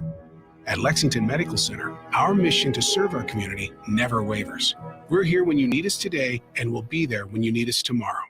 Hi, I'm Alicia Kaufman Quinton. My daddy, Billy Kaufman, opened Kaufman's Meat Plant at our present location in 1955. My family still works hard every day to ensure fresh quality cuts of beef, pork, and poultry. How about a tasty T-bone, ribeye, or New York strip steak?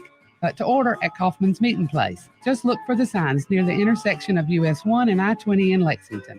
Call us at 356-0076 to place your order. Kaufman's Meat Place, when you want the very best your money can buy.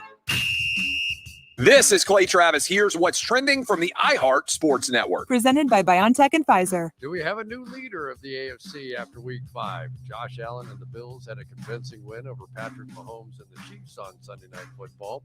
Allen was impressive. He threw for over 300 yards, 3 touchdowns, and led his team in rushing to top it all. Add on top of that, this defense been holding their opponents to just 10 points per game. After taking down the Chiefs, who's left to stop them? I'm Chris Collinsworth. Festivals, football, the great outdoors. Some people say fall is the best time of the year. It may also be a great time to consider getting vaccinated against COVID-19. Brought to you by BioNTech and Pfizer. The free iHeart app has the largest selection of spooky podcasts on the planet to set the mood for Halloween.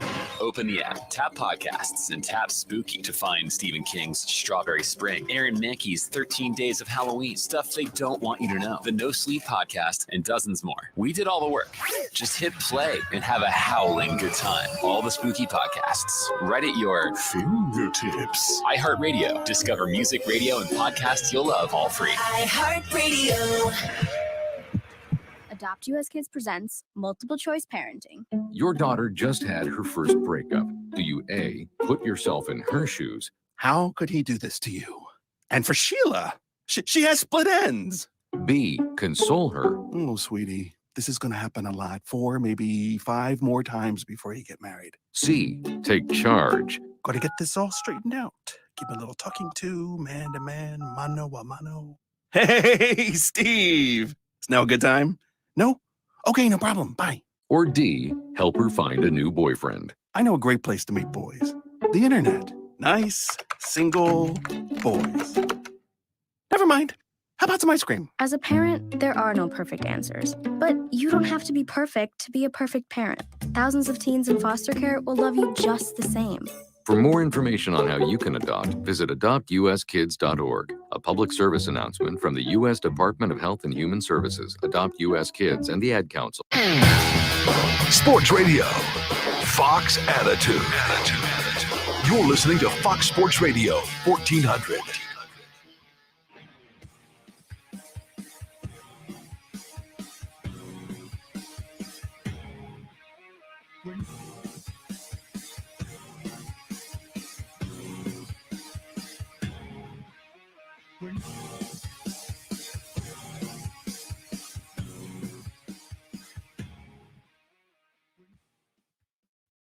Back at it on a Thursday afternoon. Michael Felder joins us. Michael, is Pitt the favorite to win the Coastal Division? I think based upon record, yeah.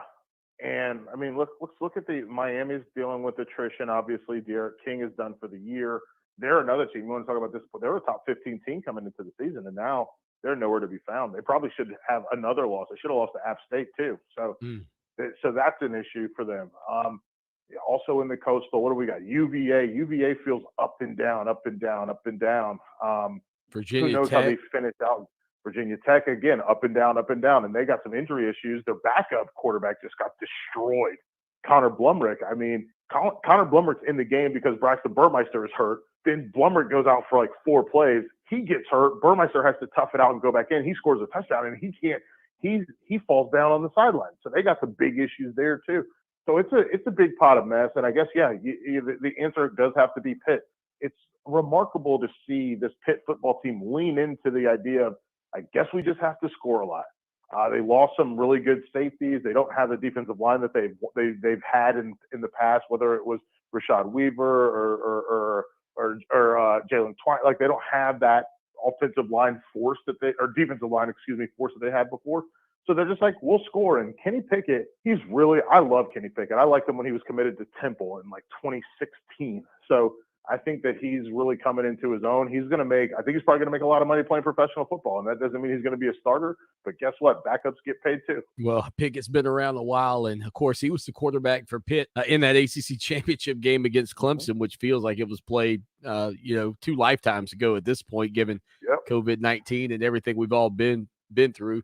Follow my man Michael Felder on Twitter at In the Bleachers right now. Michael, before I ask you about Clemson and Syracuse and the nuances of that game, there is another game coming up this weekend nationally that could shift a narrative, a big narrative that we've heard all season.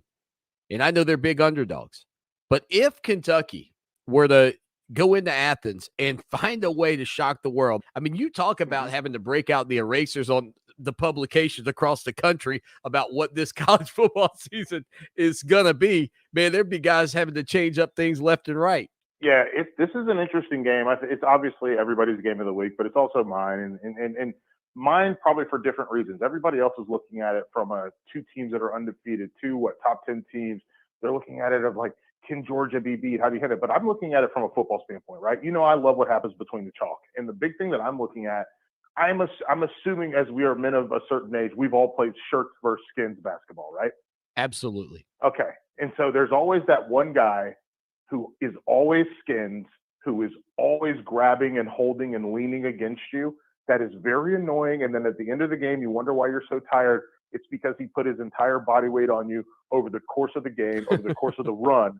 And you're dealing with his sweat and your sweat and his weird chest hair. And that is Kentucky as a football team. And it's a compliment. I'm paying them a compliment when I say that. They are not pesky. Pesky's not the right word. They're like a 5'6" guy that somehow is a bully. And it's very interesting to see how it all takes shape. But they fight hard. They punch above their weight. Will Levis gets the job done for them through the air when he has to. But the reality of it is they want to ball their fist up and punch with Chris Rodriguez. And I think the interesting part is going to be, can they move the ball on the ground? If they can move the ball on the ground at all, then they have an opportunity for play action passes over the top. And I will say this, I still don't think Georgia's been tested. I don't know that Kentucky is the type of test that they need. I think they probably need to be tested by someone like Ole Miss with some like remarkable play design and that type of thing. Right. But I am curious to see this matchup because these are two Stoops and Smart, two coaches. They love to fight in a phone booth. And getting this game into a phone booth fight, we'll see how strong Kentucky is, and we're going to see what Georgia looks like. The one thing I don't want to happen is what happened against with Clemson and NC State, right, where we just saw bodies drop because everybody was hitting each other hard, both sides. And I just don't want to see that. But this is the type of game where you see people get hit. Same thing with Wisconsin, or excuse me, with Penn State and Iowa, where the game is so hard, it's played so physical that people are just getting knocked around. But I think that's the type of game that we're in for. This is going to be a fight in a phone booth. There's going to be eye gouging. There absolutely are going to be somebody's going to get hit in the family jewels, and this is going to be a knockdown drag out. For the Kentucky faithful out there, the first time they've been undefeated, 6-0 since I think 1950. So I really like Dino Babers. Babers, this ball club this year could have been 5-1. They've had a couple of hiccups along the way, a couple of close losses. I mean, what's your take on a guy like Coach Babers, and anytime you've had a chance to maybe be around him or talk to him about the game? I've talked to him at a couple ACC media days. I think he's great. He's ambitious. He knows what they are. He knows what they are as a program. He knows what they want to be as a program. And I think he's one of the coaches who does a really good job of conveying to his fan base that we're not going to be good at everything every year. You know what I mean? Like he lets people know, like he's like, this year our offense is going to be really, really good. This year our defensive line is going to be good. The year, what was it, 2 years ago, their secondary was very good. And that's the thing with Babers that I like and I enjoy. It's also one of those things where he leans into it. And we talked about it with Pitt leaning into the points instead of, in spite of being a defensive-led football team, Babers also is doing that. I think right now he's realized that his team is built from the defensive line moving backwards, and then they have to find points around everything else. And so for him, they have a top 5 in sack getters defensive line. Are they household names? Absolutely not. But I can tell you what, when you go out and you watch Cody Roscoe, you watch Mikael Williams, you watch Marlo Wax, you watch Josh Black, when you watch those guys get to the quarterback, they're really good at it, and they don't need help from pressure to do it. So that's going to be the part that's interesting, given Clemson's offensive line issues, given the woes that they've had in that respect. And I know we've moved Bockhurst now to guard, and we've inserted, I can't remember his name now, but we've inserted a new center. Hunter Rayburn. So we'll see. Yeah. Rayburn, that's what it is. And so you've done this. Now let's see what that looks like against a very aggressive defensive front, because that defensive front, one of the big reasons they're aggressive, their safeties aren't very good. But is Clemson going to take advantage of their safeties not being very good by running routes that are longer than 15 to 17 yards? I don't know. Do they have the time to run routes that are 20 yards? I don't know. And that's going to be the part of this chess match that is football, that is this football game, that I'm curious to watch. We'll hit a quick break. We'll wrap things up with Michael Felder from Watch Stadium right after this. Stay with us.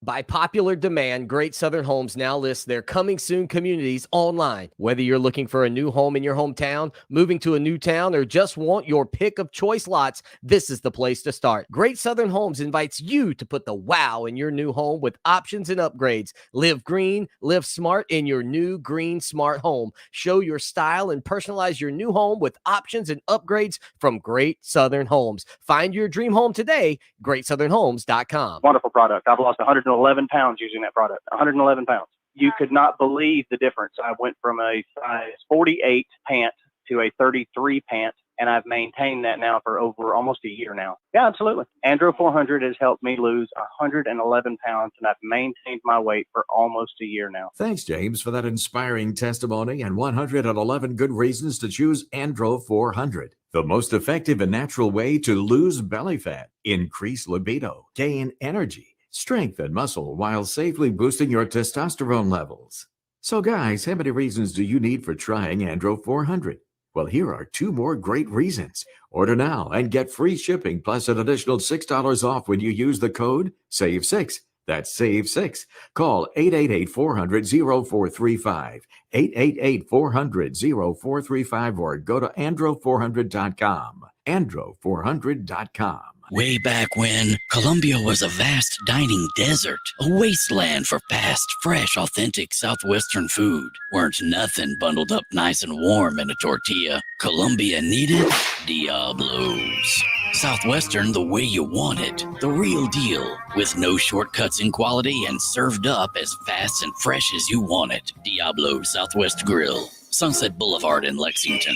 DiabloSouthwestGrill.com. The IRS is ramping up collection, and if you owe back taxes or have years of unfiled tax returns, listen carefully. Before it's too late, check your eligibility for the Fresh Start program still offered by the IRS to reduce or even eliminate your tax problems. Call our special hotline number now and find out in minutes if you qualify for these life-changing debt reduction programs. Business or personal, if you're in a payment plan with no end in sight, have unfiled tax returns, under audit, have a wage or bank levy, or finally just want to know your options, call the experts at Republic Tax Relief and stop collections immediately. A+ rated by the Better Business Bureau with a 5-star rating from Yelp, this veteran-owned company has the fight you need to take on the IRS. Don't go at it alone. Call their hotline number now, 800-781-3626. That's 800-781-3626. Find out if you qualify today. Call 800-781-3626 or go to republictaxrelief.com. The Red Cross responds to nearly 66,000 disasters every year, most of them house fires. Red Cross President and CEO Gail McGovern says you need to develop an evacuation plan and practice it, especially with your children. It takes just 2 minutes for a home to be engulfed in flames. Practice those drills.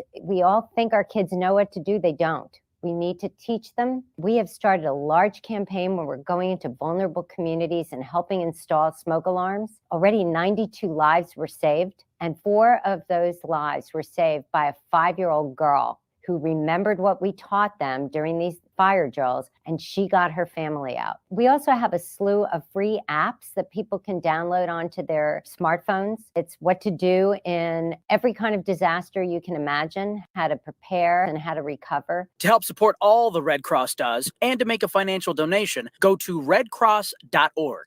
That's redcross.org. Fox Sports Radio 1400. Online at foxsportsradio1400.com. On your phone with the iHeartRadio app and on hundreds of devices like Alexa, Google Home, Xbox, and Sonos. An iHeart radio station.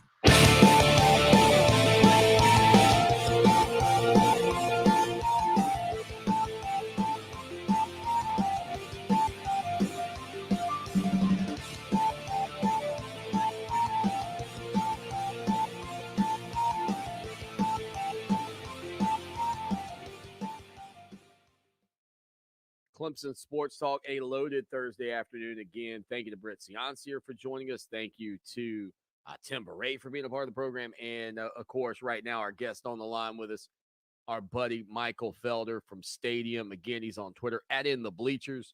And, dude, he is spectacular. Always love the hurry-up, no-huddle attack that we get when we're hanging out with you, Michael, my man.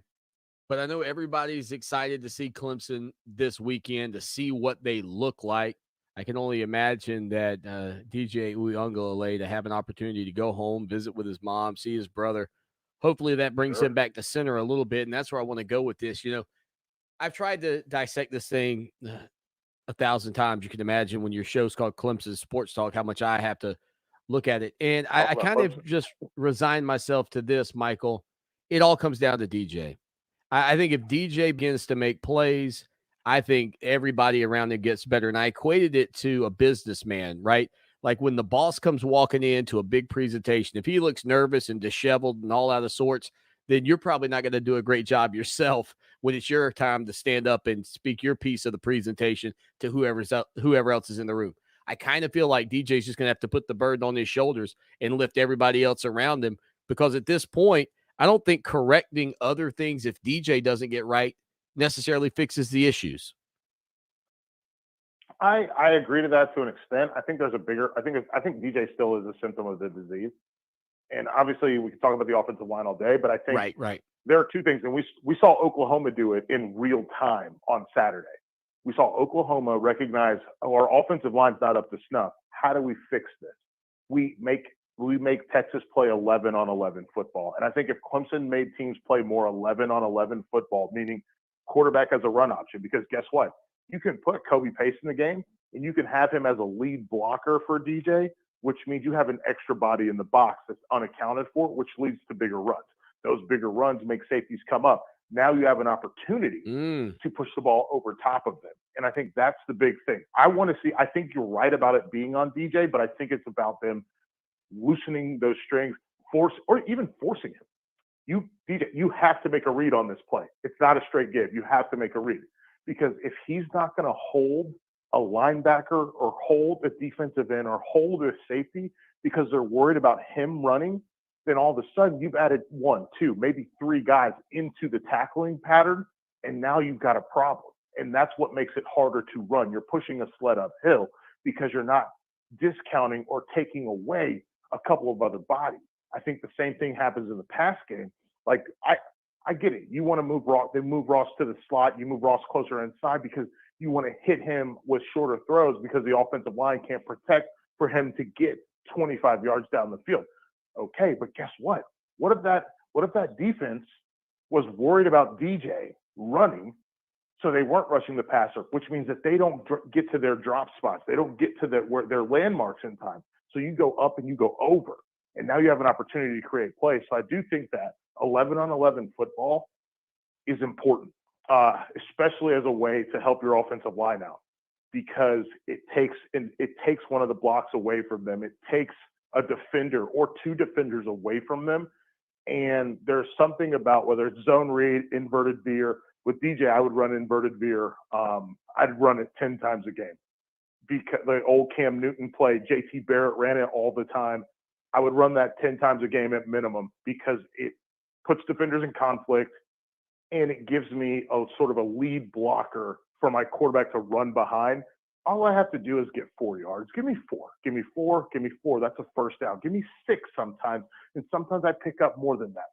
Do all those things, and then you end up with a team where people are so worried about them being able to run, or so worried about him being able to run specifically, which doesn't mean they're good at running.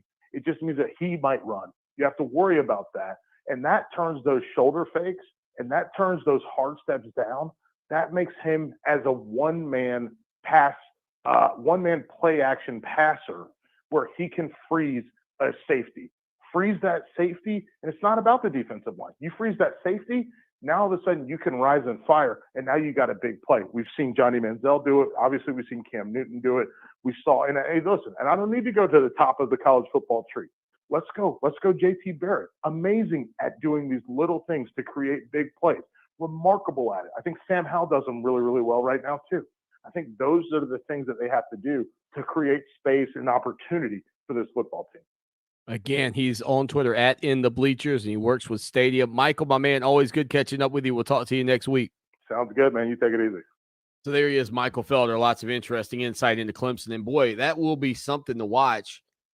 Just hearing Michael talk about Clemson's offense and will they be willing to put that extra hat in the box and allow DJ to run the ball a little bit more? It begs the question, do you feel like Clemson's been protecting DJ because they don't feel great about Tyson Pumachan? Like, take away the fact that I've said over and over and over that Pumachan deserves at least a drive at some point if DJ continues to struggle. But maybe, just maybe, they're so concerned about Tyson Pumachan anyway that they're doing everything they can to keep him from having to play. Like, what if the fear of playing Pumachan is greater than the concerns about what DJ's doing offensively? Like that's a weird kind of thing to think about. But then what you would do is naturally you'd want to keep DJ healthy. And one of the ways to do that is not rushing, not running the ball with him. But Michael Felder seems to feel like, as you just heard, I mean, my man Michael Felder feels like, look, Clemson's got to do something to spark this offense. And part of that spark should be, and possibly would be, to put DJ Uiagalelei in a scenario where you are running that inverted veer. You're running an offense that allows him to be the catalyst to the downfield passing success by virtue of what he is in the running game. I mean, it is an interesting way to think about how Clemson could improve this team without having to change a whole lot. And I know there's major frustration for Clemson Tiger fans because you have grown accustomed to not only being one of the top offenses in the country, but being as efficient as anybody in all the land, and you're just not efficient at this point. And there is a frustration that comes along with that. Much like the frustration for me that you're not getting to watch a live video of my handsome face every day. But we are thankful you are here. We are working on getting that up for you. And again, we will be back tomorrow as Clemson takes on the Syracuse Clemson Orange Sports Talk with Ron Swan on Columbia's home for sports. Until then, as always, Fox y'all Sports take Radio care now. 1400. Go Tigers. Now, Columbia's most dependable traffic, sponsored by Pope Davis Tire and Automotive, home of the best tire prices in Columbia, guaranteed. Fox Sports Radio 1400 traffic. Traffic tie-ups include two notch at Rivkin, also a wreck on Killian Road at Bridgeberry Lane. The 103.5 FM WVOC traffic tip line number is 343-1055. This report is sponsored by BioNTech and Pfizer. Festivals, football, the great outdoors. Some people say fall is the best time of the year. It may also be